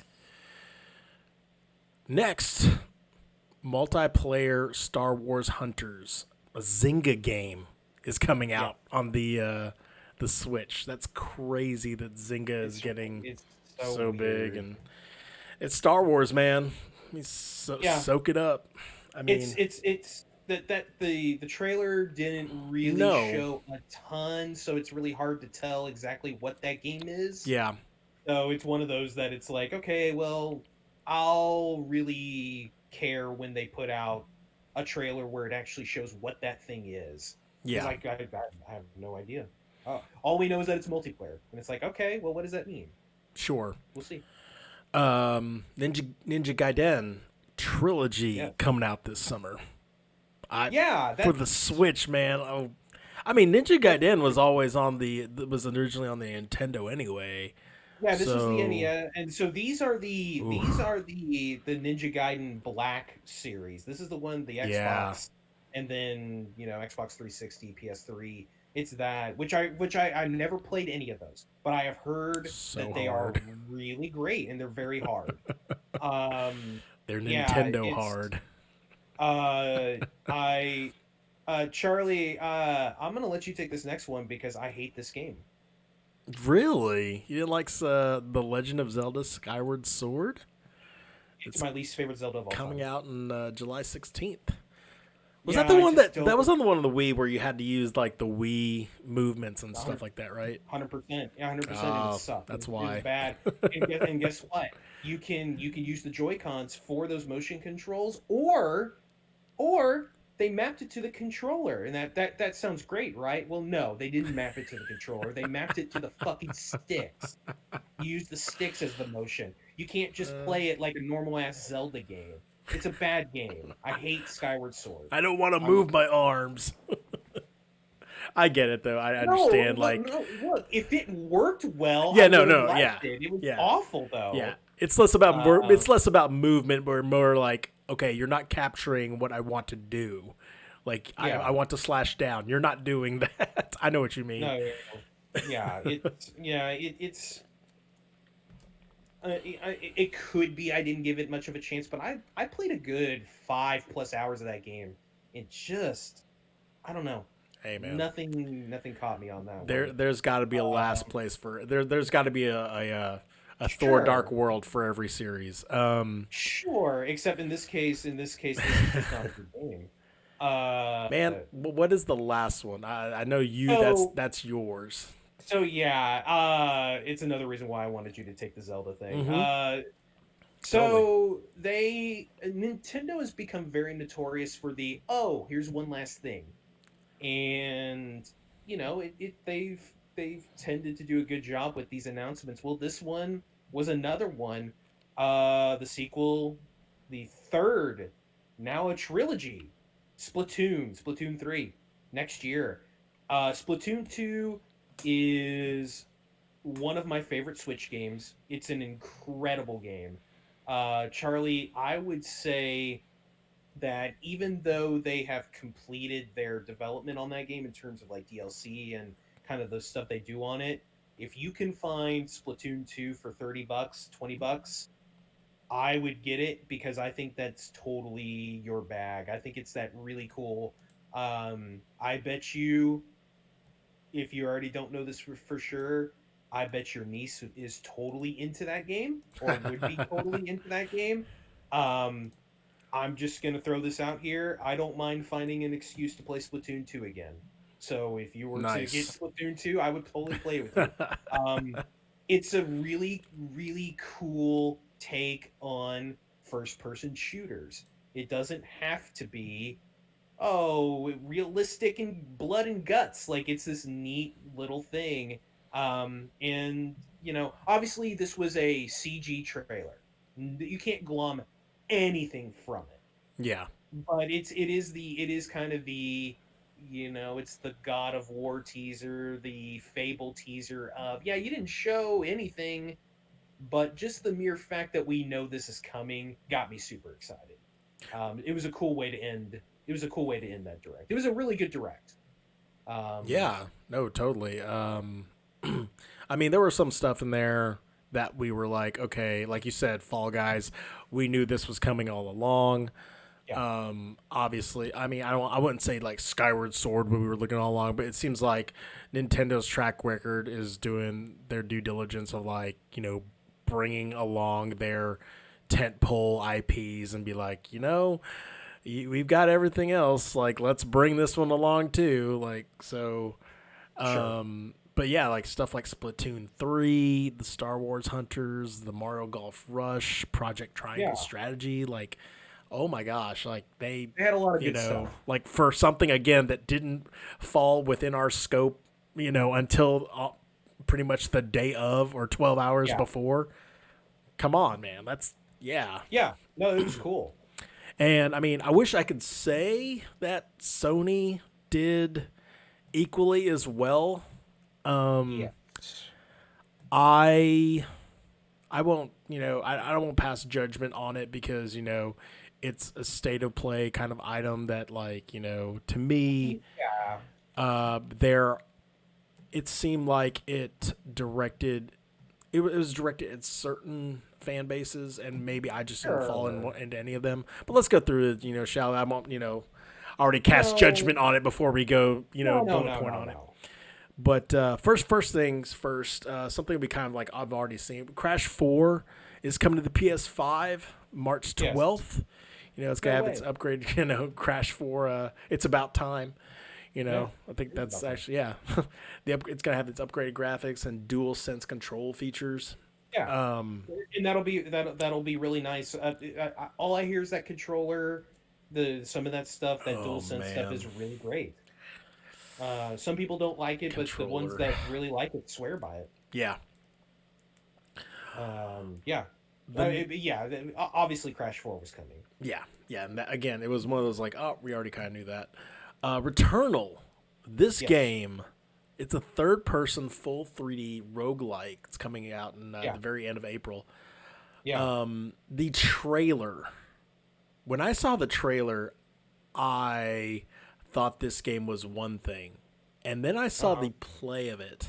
100%. And it was like, this is not what I thought this was going to be. So, okay, so let me ask you, when you saw the original trailer, Yeah. did you not get Dead Space vibes? Oh yeah. Oh yeah.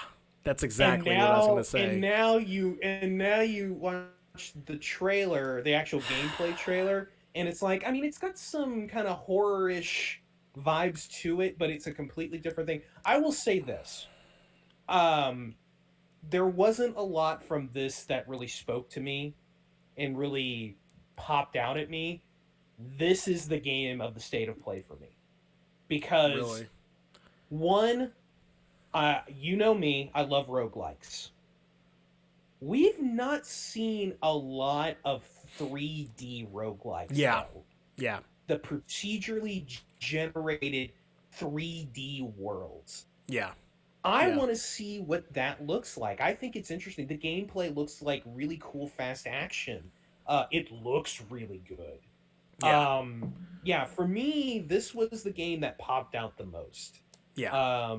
And now it may not fall into my taste in gaming because of the kind of the horror side of it, but I'm really interesting to see what the final product looks like, and we're gonna see it pretty soon. Yeah.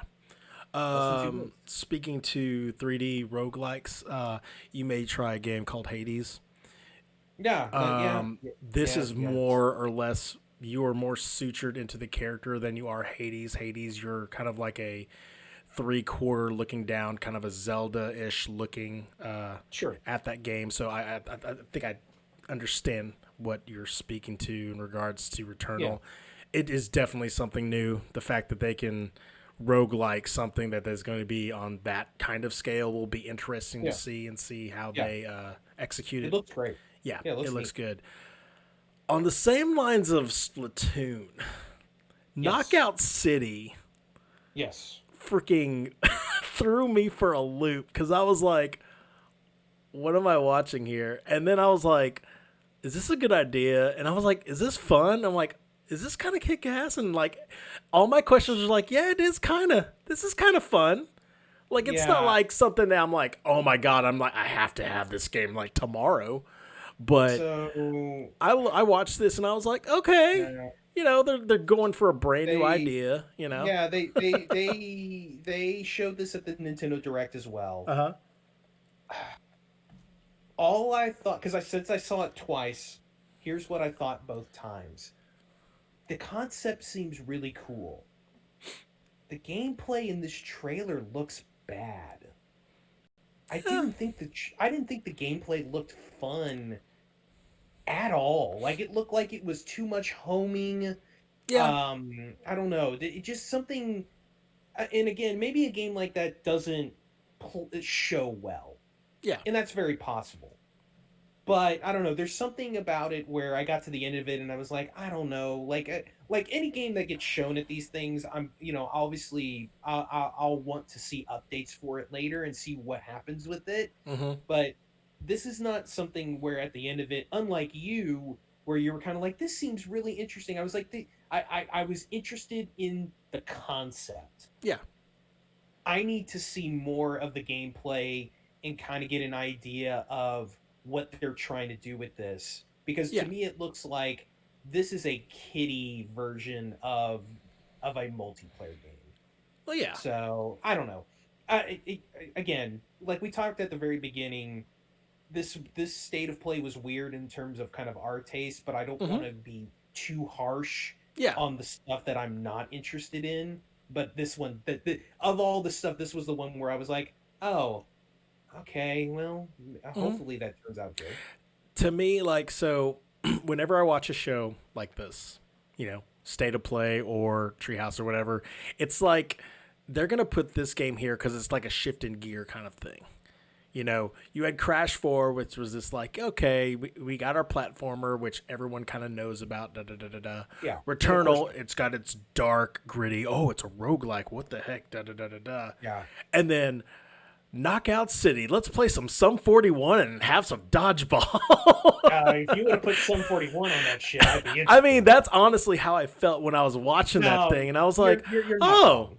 You're okay. not wrong. And seriously, like, my interest might be a little more increased than yours, But again, Sure. mine is probably not that far from yours. And like literally, when I say like, oh, okay, that's probably as far as I'm going with that. Sure. Yeah. I But mean, like, there's the, and yeah. I'm in the same I'm in the same boat as you are. Like, I'd love to see more of that. Like, the homing thing did kind of like strike me as like, well, that kind of like takes the skill out of it, you know. Like, Yeah. unless like it's a specific homing ball, like maybe Yeah. there are dummy balls. I don't know. Yeah. Maybe it's the red Um, turtle shell. yeah, that's what I was actually thinking that. Like, I was like, this reminds me of when I first saw what like battle mode is in Mario Right. Kart. Yeah. Sifu, brawler with an interesting death mechanic. Yeah, So, man. huh? So I yeah, and I don't even know if this is actually the mechanic, but the way that they presented it, it seemed like when they showed the main character die, uh huh. he aged, and so I was not able to find any articles about this to get any decent idea Yeah, of where this goes from here. But if that is the mechanic where you age and then there is some kind of mechanic to the aging, like that seems kind of interesting. It had a really cool look. yeah. The look It's was kind of a very very samurai fresh. brawler. Yeah, that looks neat. Yeah. Um, do you want to take on a couple of the next ones or? Sure. I'll Yeah. tell you what. I'll tell you what. I'll do the next three because I There don't you go. think there's a lot of interest in the next three. Oh. Um, Solar Ash. It's an action adventure. It's very stylish. It kind of looks a little bit like the Pathless, one of the Yeah, launch that's. games I for the was gonna say PS4, it looks almost PS5. like to the T like the Pathless. It looks neat, but this is one of those games that I think that it's going to come and go for us. Five Nights at Freddy's Security Breach gameplay. The only reason that I found this interesting Oh. at all is that it looks like they're finally getting away from the bullshit Five Nights at Freddy's gameplay, and it's more of an actual action game. But I'm gonna be honest, that game looked like shit. I hate it. It looks so bad. I Like was so and like excited. I know that we just said let's not be too hard on these things. I'm gonna be hard on this game. This game looks like shit. I It will. looks awful, awful. I Go know ahead. that there Sorry. are sects of people that are like, they either hate Friday Nights at Freddy's or they love Friday Nights at Freddy's. It's a scare simulator. I get it. This is Right. a thing that's spurned up because of Twitch and because of Yeah. Mixer. People wanted to see Yeah. other people watching other people get Yeah. scared, the daylights of them, to see the reactions, whatever, and Sure. laugh. I love that. I like that thing. Like it's I don't like have a it's love hate relationship with Five Nights at Freddy's, the original game. Like either yeah. way, like it's like exactly. It's a meme game. That's what it is. And I But they get it, that but sometimes you have to man, transform your game because you don't want to do yeah. the same thing over and over and over It and looks like over you're again. doing a bit of a bit. It looks But it's terrible. like, oh my god, they've completely got like jumped the shark in regards to what I thought this game was going to be. Right. And It, maybe I had more expectations of like, oh, Friday Nights at Freddy's on a PS5, like a really, really good looking version of it. sure. Wow, that's gonna scare the pants out of me. But And I don't think there's anything wrong with branching out your gameplay, yeah, just but it doesn't look good. It looks janky. yeah, It just doesn't look fun. yeah. That was easily the one point in the whole thing where I was like, man, I'm gonna answer these emails instead and not watch this because man, it was not great. Mm-hmm. Uh, Oddworld, it's finally coming out April 6th. I think this is interesting. Not because I care about Oddworld. I was never a big Oddworld fan. It looks really good, but I'm just not an Mm-hmm. Oddworld guy. They're gonna Yeah. drop it day and date on PlayStation Plus for free, and the reason why that is interesting is because the we talked about this with earlier with the PC gaming and Sony. In that same basic interview, they asked about PlayStation Plus and how they put out bug snacks day and date, and they've been putting out these games day and date, and they said they want to start doing that more, where they have these select games that are going to come out the same day, because Game Pass does that with a lot of Mm-hmm. their stuff, and Sony wants to do that too, and I think it's fantastic. I think that's a really cool thing to do. I mean, we saw that with Fall Guys. We saw that with, I mean, way back in the day, Rocket League did that on PlayStation. Mm-hmm. But it's really cool that Sony is taking some of their internally made games like Oddworld and putting that stuff out day and date on PlayStation. They did that with the Destruction All Stars game that came out last month. Yeah. Same with that. So I think that's a really cool thing that they're doing. It's If only I can get a PS5. Hmm. Yeah, if only people could get a PS5. Charlie, I'm sure this next thing interests you a Dude, lot. Deathloop. Yeah, Got another game trailer. I think this should be, if not the last, the second to last game trailer I don't think they'll coming be. out for this game. I'll I say this. am. Go ahead. Go ahead. I was I'll going to let you. say, I'll let you say. I know how you feel about it, but you know how I have felt about Deathloop the last like three trailers. Okay. I'll say this trailer did a much better job of kind of telling what this game is, Mm-hmm.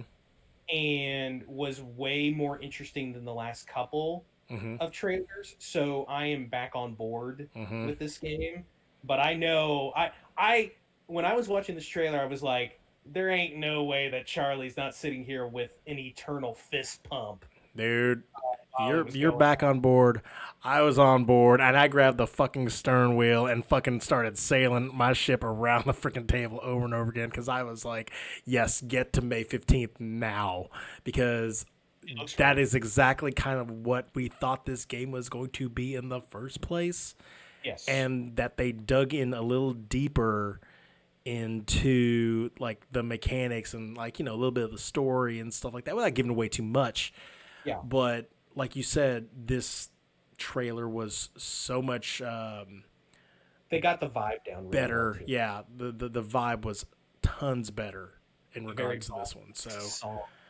yeah, I was just like, Really. you're right. I was fist pumping. I was like, yep, that's I'm good. I'm good with this Sony State of Play. Yeah. We got a couple Yeah. more things though. Yeah, I'll get this out of the way. Kena, Bridge of Spirits. Kena. Your guess is good as mine about this game. I all I know is it's an adventure game. Like Yeah, we literally could have just taken this off the list. I don't know hardly anything about this game. It looks like a third person adventure game. yeah. So, it looks nice. Um, but why don't you finish us off? Final Fantasy VII Remake Intergrade. Oh my gosh, Yeah. these games with their complex Just call titles. it seven upgrade. Stop putting all these dumb words on Yeah, it. Come on. yeah. Was it Metal Gear Revengeance or whatever Oh for a while? God.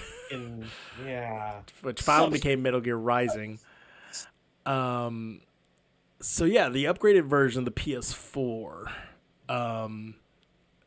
It's the remake is gonna have brand new additions. A Yuffie, there's gonna be a Yuffie side story that is going to is it gonna come with it or Yeah, so like this is the first official DLC for it. yeah? It's the I was gonna say it's DLC. I'm scared to say DLC now.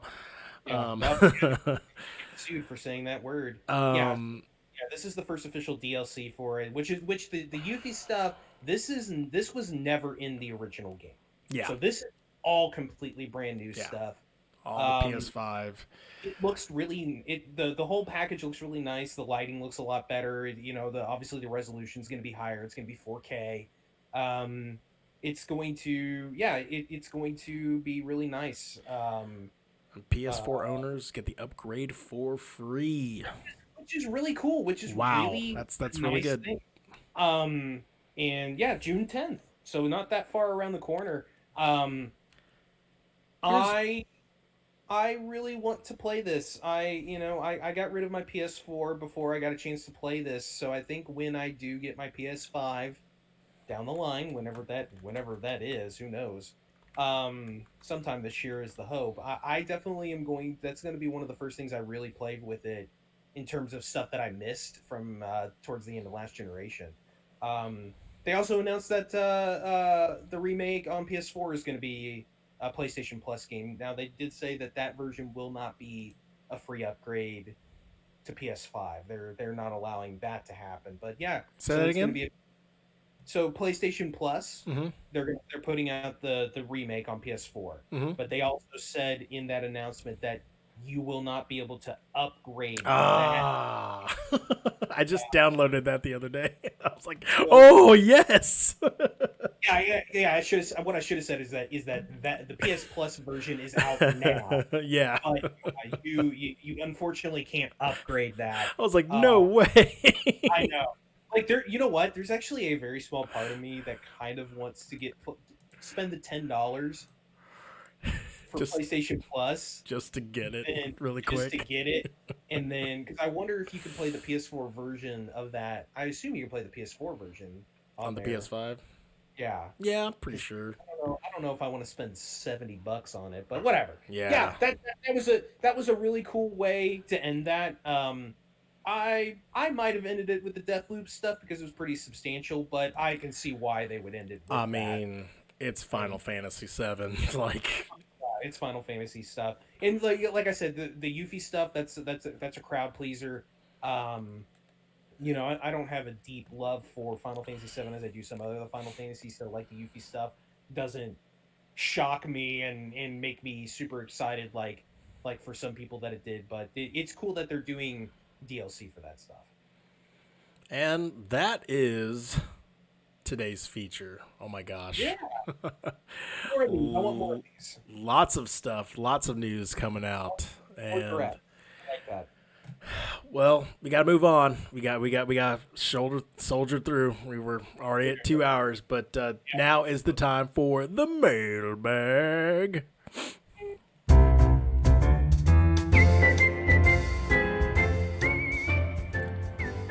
And if you have questions for us, hit us up in the Discord, hit us up in the chat, hit us up in Twitter. I'm at Charizar81. My buddy's at Team Llama Squad. Hit us up on the email. We're at the MC Gamescast at gmail.com. We got a few questions tonight, mostly from Smiffy Spiffy. Oh, I haven't heard from this guy in a while. Apparently, he is back and badder than ever. He is fixing through his compooper issues. He got a little sick a little bit, but like everyone and anyone, we are going through a whole bunch of stuff and work and life and all that stuff. And he took a little time away to grant us with some awesome questions. First question tonight: who is your favorite villain from a video game and why? That's easy for me. It's Kefka from Final Fantasy VI on the SNES. Why is that? So one, he is one of the most diabolically evil villains in the history of gaming. He is one of the craziest, like just medically insane people. He's hilarious. He's got one of the best laughs of all time. And one of my favorite things about him is that he actually wins. Spoilers. He actually wins halfway through that game. I never beat that game, dude. Man, tell me there's spoilers. No, that's awesome. Yeah, I know Kefka. What was his? What did he sound like? Yeah, he's a great character. Like he is one of those. So we see this a lot in movies, especially in TV shows, where there is the villain that you love to hate, where you can't help but love him in your hate. We've seen that in Game of Thrones with Ramsay Bolt. Like you hate him, but you love him. He's such a great evil villain. In Die Hard with your Rickman character. Rickman, yes. Which I'm blanking on his character's name in that movie. God damn it. What's his name? Are you can't gonna? Are you? remember his name. Hans. Hans Gruber. There you go. Yeah. So like, it's just there's such a good villain, such a badass evil person that you can't help but love them in how much you hate them. But yeah, he's incredible. Just such a great what a great bad guy. And he's amazing as a final boss too. Anyway, what about you? This is unfortunately this may like suffer from recency, but man, the Liquid Snake Ocelot combo Yeah. is just ridiculous in its way. The way Kojima portrays like the character. I mean, he's the brother of Snake, the protagonist. You know, a clone of Snake. You know, just like obviously, like I've never played the game with like the Japanese dialogue. It's always been the American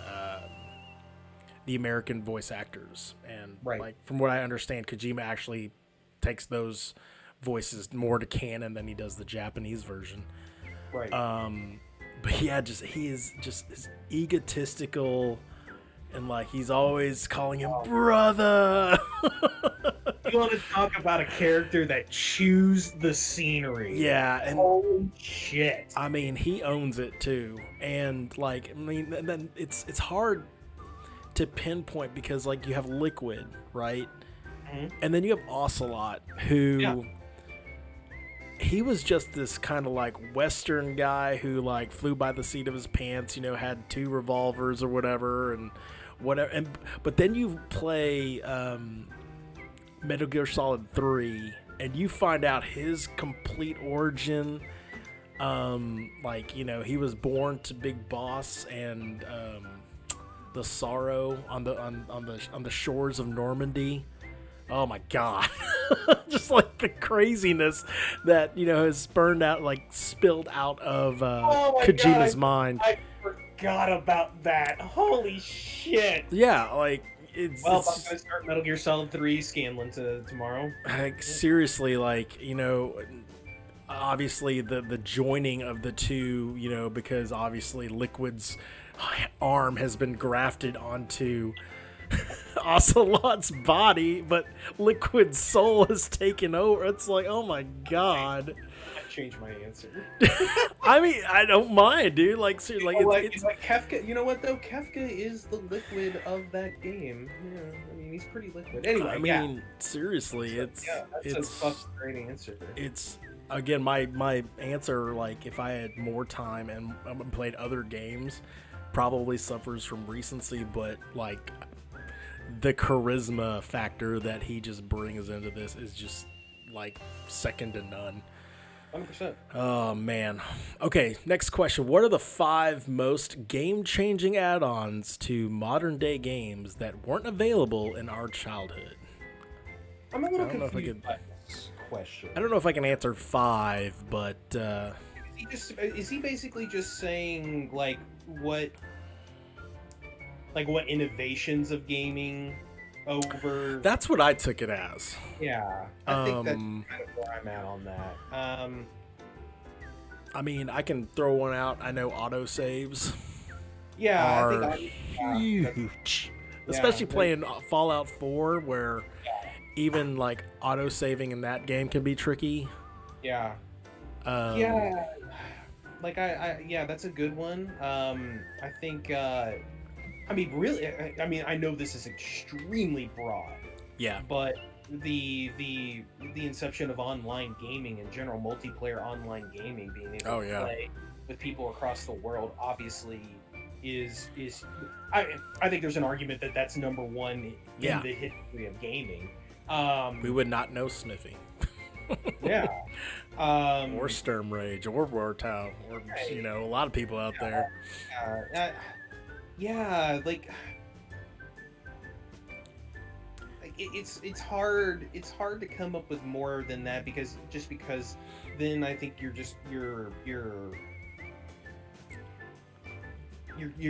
turning it into more of a micro look at it because you could be like, oh, gaming controllers have more buttons. Like I'll yeah, say sure, this: wireless gaming controllers are probably an wireless. advent. Yeah, I I could mean, tell you several times where that sucker got pulled out at the very, very wrong time. yeah, like obviously, stuff like that. And I think the inception of analog control is huge. Um, the I who knows what the future holds for it and how big it'll get, but obviously virtual reality is huge. Oh Um, yeah. the Sony actually just announced their next generation PlayStation VR stuff. So yeah, like it's obviously gaming is way better than it was, in almost every way than it was, on the NES. But yeah, like those seem like the kind of the specifics, like the um yeah, like just the ability, like I think the ability to play and chat with anybody while you're playing the game, halfway across the world. I don't think there's anything bigger than that. Yeah, I mean, it's, you know, there's a lot, but that's Yeah. R5. Question number 3. What's the most immersion you've encountered on a video game so far? What kept you playing and why? I mean, I started 8 characters in Mass Effect, and Sure. That's a good one. the story of that thing, especially like, and also the choice factor, even though both games, or those games, are technically linear, the dialogue and the writing and the codex and the world that just kept opening up to me by doing different making different choices with different types of characters. I had an engineer once, and then a vanguard once, and then a pure soldier once, and an adept once, and it's just very like intriguing to that game to, once you understand the systems, laid within and what's at your disposal, how you change your gameplay. Like, the gameplay is completely different, if you're just a pure military soldier blasting your way through with a big gun versus, a weaker character, but, you've got like these telekinetic powers just, at your hands. That would be mine. That's a really good one. I think for me, and we kind of talked about this after it came out, and I think I stand by what I said back then too. I think for me, it's Red Dead Redemption 2, because of the motion capture, the way that that game looked. It's the most I have felt in a game. I don't know if this makes sense, but like in a game than any other game I've ever played. Like, I felt like I was inside of the game, kind of like how you watch a movie. Like, you feel like in a lot of cases, when you're watching a movie, you want to feel like you're there. You want to feel like that you're a part of it. And I think Red Dead for me is the one that did that, because of just the way that they captured that. The acting is great. The story, you talked about Mass Effect, the story and the acting. I think it's the same way with that. Like, I feel like that in terms of what I have seen, and of course we're going to see things that top it now because of the new generation. But in terms of last generation, I don't think any other game came close. I don't want to say came close, because that's not true. But I don't think any other game topped the immersion and the motion capture of what a character, especially a real life character, feels, and how they speak and how they look, as they go along in a game. So that seems like, I feel like that's the one for me. But yeah, Mass Effect is actually a really good one. Yeah, no, Red Dead's good. I mean, like, I totally remember getting immersed in that game. I remember how many times I told you, I'm like, man, I'm fishing again, or oh my god, I'm playing poker again. Yeah, And yeah. I actually got really invested into playing poker and beating those guys, and actually catching a decent fish like correctly.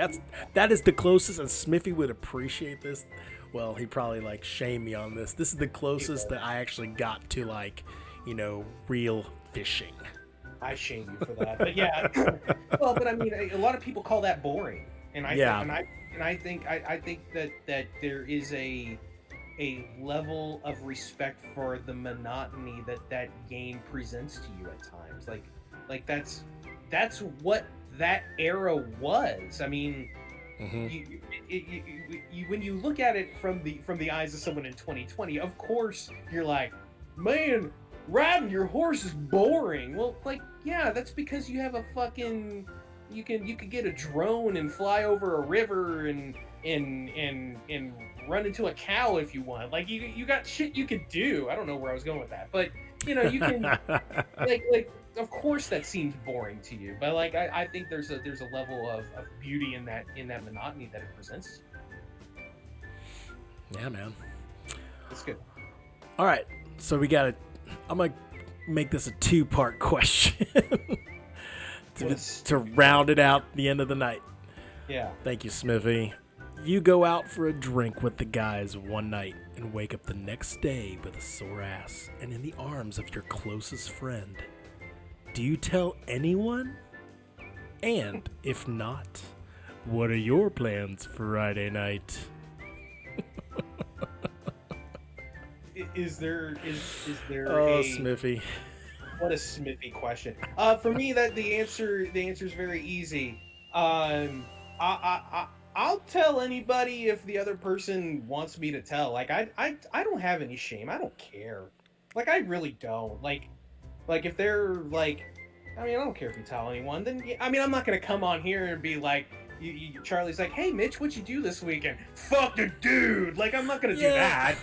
But like also like I feel like that's one of those things where it was like 15 years ago, Mitch would have been like, I'll never fucking dude or tell anybody. But like, shit's progressive now. Like nobody cares.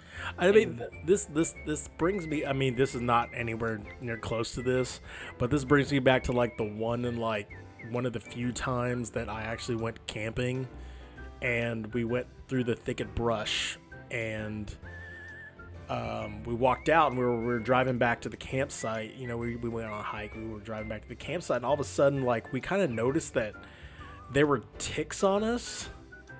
So we immediately all got out of the car. We're all like, brushing them off and stuff like that. Where we're like, all right, guys, we got to kind of do the we didn't do the full check, No, I know. Like we're all like, high school friends and stuff like that. But we also kind of did the, took off the shirt, took off the pants. We're like, all right, is there anything else on us? Like seriously, I mean, it's a freaking tick, man. Like seriously. I don't want that shit on you. No. Ever since that day, like, I mean, that moment, like, really set me back on like, oh, let's go camping again. I mean, at least like, let's check the, is this tick season? I don't know. Yeah. Whatever. But yeah, that was the mailbag. What a weird way to close the mailbag, man. It was some good questions though, Thank you, Smiffy. Thanks, buddy. Appreciate it. And well, this podcast just keeps getting long. It's fine, but we're gonna close this podcast with a special little scatter shooting this evening.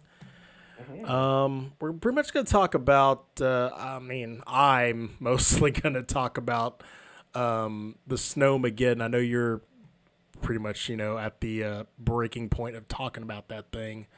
Sure. But it's also a special shout out to my brother. He's a Twitch streamer, Josh Shizzle 2323, friend of the show, Josh. Been on the show a couple times. As a guest host, as a guest, he's an upstart, but so basically what happened, as everyone knows, Texas went under this huge freeze, and it was this ridiculous snowstorm. They say Snowmageddon's coming, and, people kind of like took light of it, and, a lot of people did. A lot of people bared down or whatever. And, it's one of those things, especially with Texas, you're like, okay, snow begin. We're just going to get a lot of snow. Da, da, da, yeah. We laugh at it. This was one for, the ages, the century, like we had snowfalls and flurries by, like you said, that stretched to records in the 1800s. Yeah. And It was not, less. go ahead. It was. I was gonna say it was less the snow. It was more the actual temperatures. It was the cold. Yeah, I was gonna. Yeah, like to follow up with this. It was like Mitch had said. Not only was it we get snow, it was the coldest like it's ever been here. It seems like by leaps and bounds. Hmm. And because of that, the power grids that Texas had, a lot of places were losing power just left and right. Like electric grids were just falling like by the wayside. Yes. Because of Yes. where I'm located, I will say that we didn't lose power.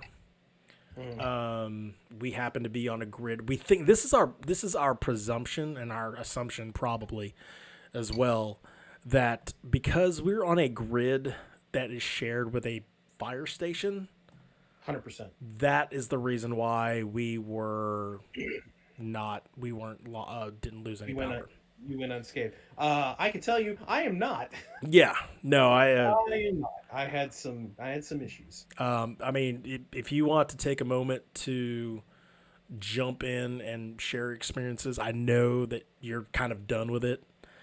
Yeah, I mean, yeah, I could be brief, but like we lost myself and my two kids. We lost power at the house multiple times for long stretches of time. We had two 8-hour stretches, and then a couple of 4 and 6 hour stretches.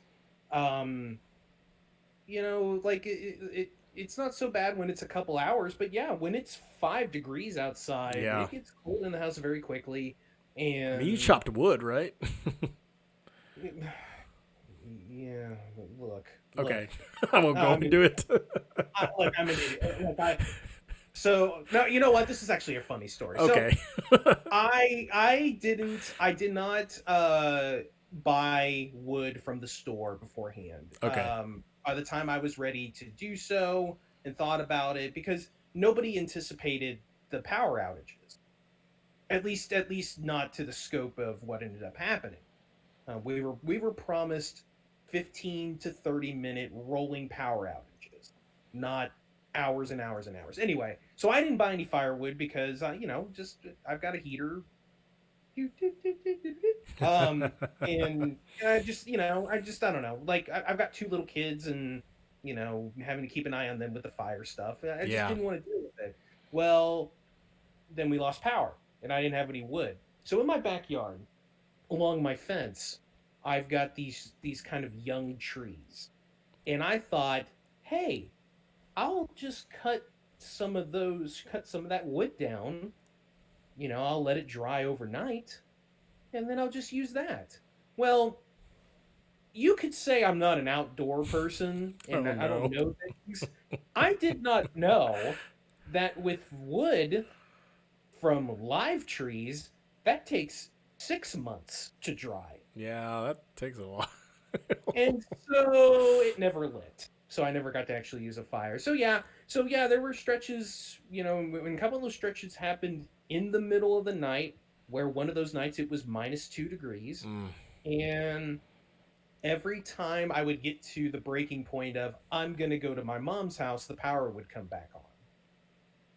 And it would stay on long enough to reheat the house back to where it needs to be, and then the power would go out, and then you'd rinse and repeat.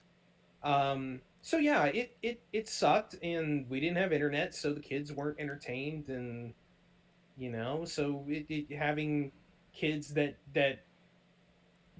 don't know how to entertain themselves these days was yeah, rough. And when's the power coming back on for the fifth time that hour got a little annoying, and Whataburger wasn't available. The so yeah, it sucked. A lot of people had it worse off. I mean, there were people that had no power for days. Yeah. Unfortunately, we had people die in the area because of it.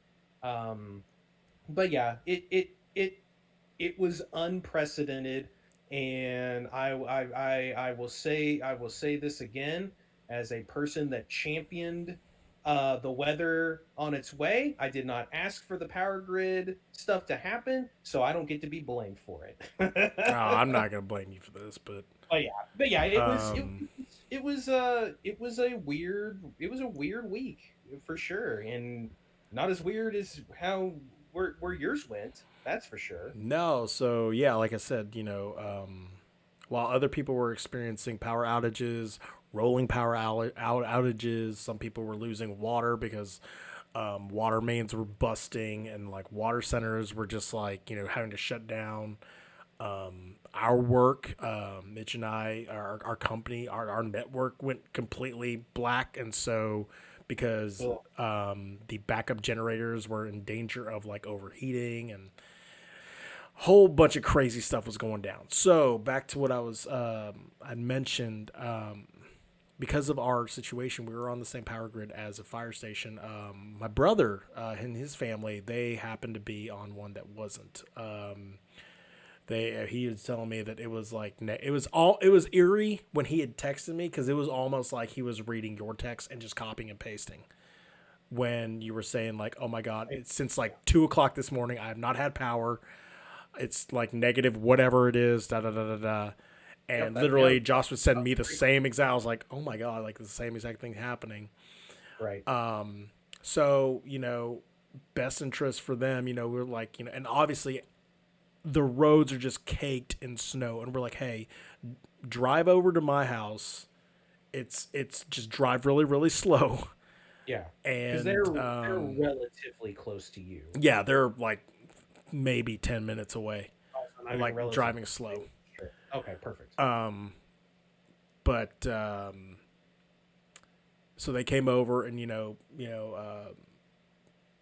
they hung out at the house for a while. I was able to get up early the next day, immediately go to the store before everything was bought out, buy provisions, and like I was like, okay, we got stuff, we can eat now. Like we should be good to go or whatever. To feed the kids, feed everybody. They were they were camping out in our living room. Right. We cranked the heater all the way down to reserve power, for reserve is, because we weren't using it. Like Sure. we have a gas lit fireplace. My Hmm. gas bill is going to be out the wazoo, but it doesn't That'll matter. be It fun. kept us warm. Yeah. Yeah. And so I Yeah. was like, we're not using electricity. Let's turn ours off and, like do what we can to conserve or whatever. So stick around. For the most part, it's like it's one of those crazy things because you just forget about pandemic. You're just like, let's get everyone inside, let's get everyone warm, whatever. Well, my brother, he was suffering like some like flu-like symptoms one night, and we were just like, we asked him the next morning. He's like, no, this is due to medication that I was taking. This is just natural reaction or whatever. As several of you guys know, my brother, he suffers from a little bit of gout. Well, he would say a lot of gout, and he happened to flare up, during this time when he was with us, and it's so hard because like it's one of those things where you want to help in any way, but you just have no clue how you're gonna do it. Even to the point Right. where like we went and grabbed we went back to his house to go check on it to see if the power was on. It was never on. It was kind of sad because we would drive up his neighborhood and people were like chilling in their, like you would see tailpipes just constantly smoking because people were chilling in their cars For heat. Yep. for heat. Oh, I did that And a couple times. sure, and I was like, oh my God, and like and if this were like, if this were not pandemic, I would have been like, you come with me, you come with me, you come with me. But like, you got to keep your like circles, Like Right. I don't know you from Adam. I don't know who you've been hanging out with. So, like heck, our mutual friend Erin, she apparently took a good share of people into her house, Yeah. people who had lost power. So long story short, the power finally came back on and they went home. Well, we got news later on because like his flare up was getting so bad, and we're like, he's never had anything like this. Well, we got news later on that he tested positive for COVID. And, our immediate reaction was not anything of like, like anger or, fear. It was more concern because, like, oh my gosh, like, not only does he have gout, but now he's got COVID. It wasn't concern for us. It was concern from him, Right.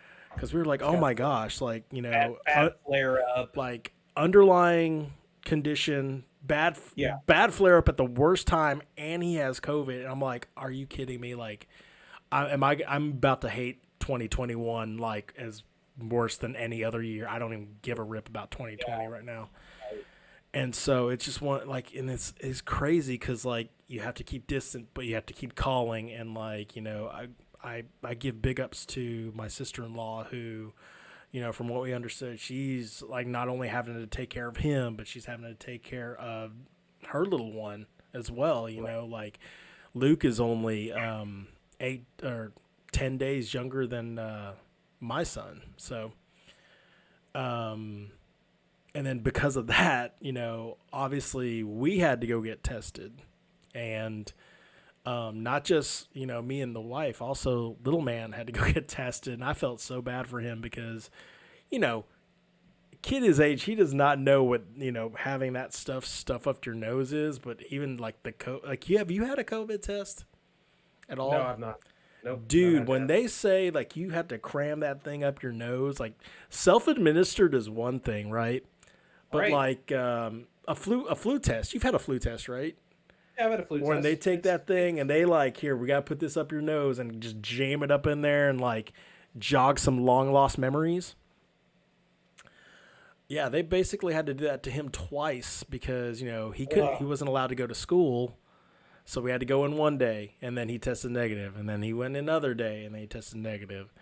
And it's just one of those things, like, it felt like July all over, like, was it June or July all over again, where, like, we just had to stay at home. Like, I got, I don't want to say verbally accosted, but it's just one of those things where you don't think about it, like, you're like, oh, I'm just going to go do this, and I want to go grab some donuts, and you're just like, oh wait, like I might have COVID.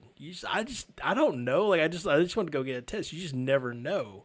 You don't think about it. And like we had to cancel practices. I mean, like my mother-in-law, like she went grocery shopping for us one day. Like we did our due diligence. Like we are staying the fuck away from everybody. Like to the point where like by the last day, we were like, someone's got to get cable. like it's and that's the other thing too, is that like someone has to take care of it because we're still trying to work. The network's back up. Not only do we have like a week's worth of work that we have to catch up on, we also now have a kid who is now present in the house. So there's that. On the I mean, like, and that was just our other side of the thing. Everything is fine with us. We were all tested negative. That's good. That's we're good to go. Cable's back in school. I'm going back to the office later on this week. That'll be fine. My brother, to update, got good news. He tested negative. Like he went back and got retested.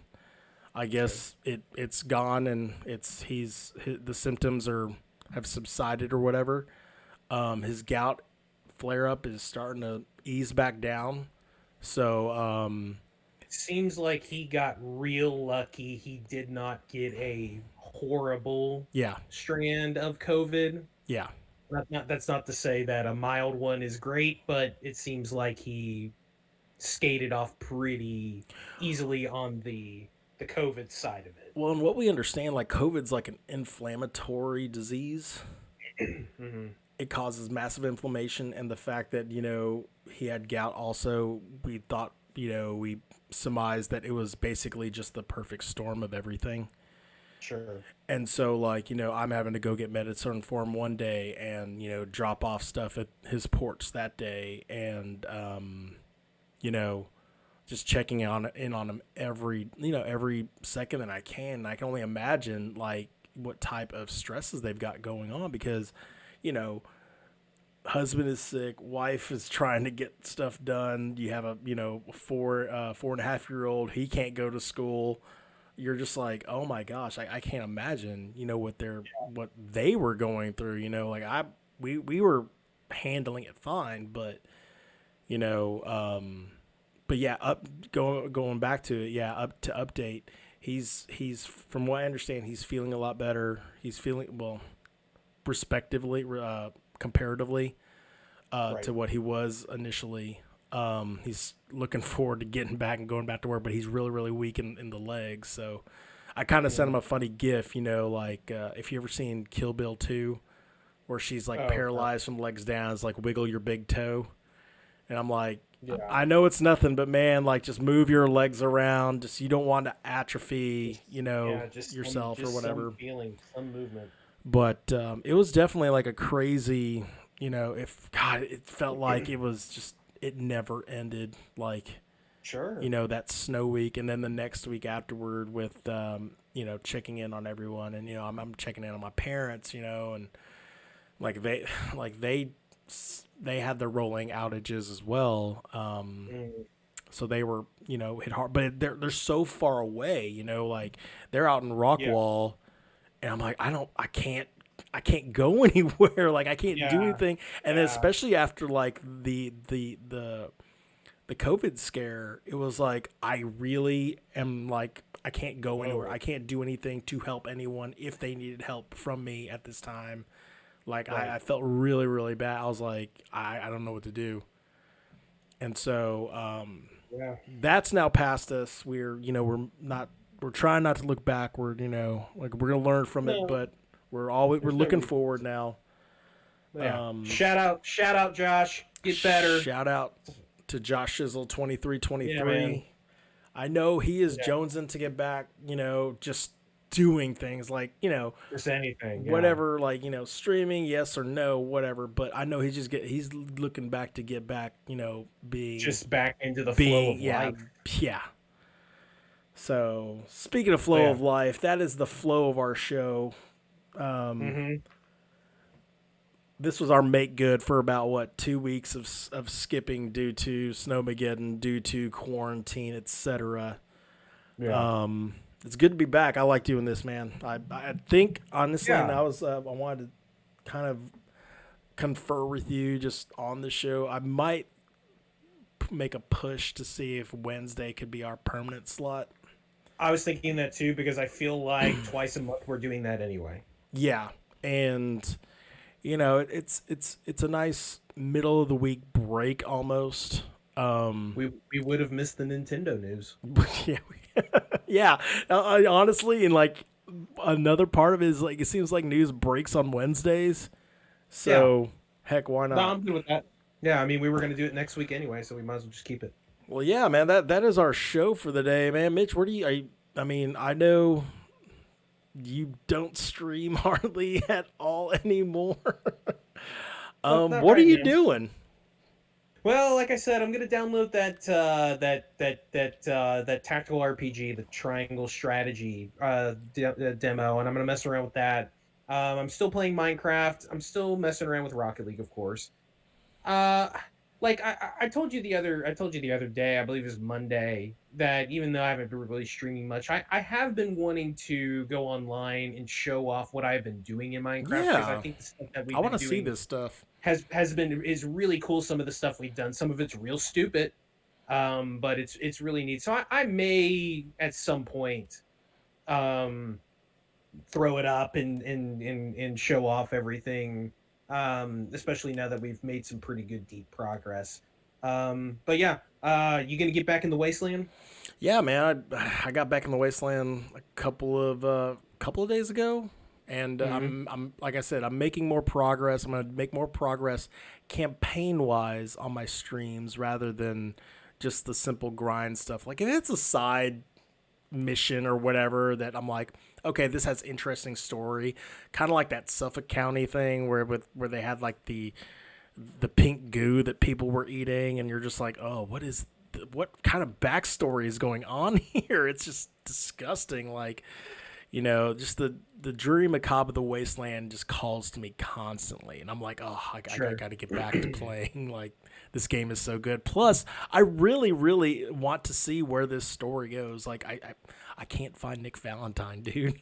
I don't even know. Great. I have to literally go back through my streams and go back through my VODs to figure out where he went. Because nice. I'd like to use him again. I don't know. Dance is pretty formidable companion. Before we, close off the show, so I was playing the other day, just kind of offline or whatever, and we were just looking like I was clearing out a farm or whatever. It's one of like the side things for Homeboy Minutemen. Anyway, I was in the house and a death claw showed up, right? And I was like, oh my, like all I hear is this boom, boom, boom. I was like, oh God. As I would every time a death claw shows up.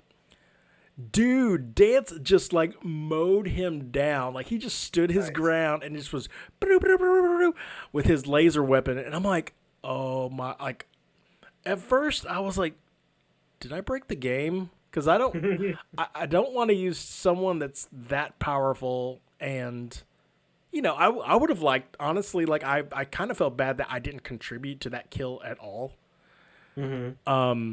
But at the same time, I'm like, this is not going to be the deadliest thing that I go against. I don't think. Probably I know not. Death Claws are like the most formidable things in this game, but there are super behemoths and like, that Swan guy that there are more of them out there that are going to come along my path. So those glowing Mileurks are pretty formidable. Yeah, from what I heard, like there's stuff in the glowing sea that's bananas, but we'll save that for another time.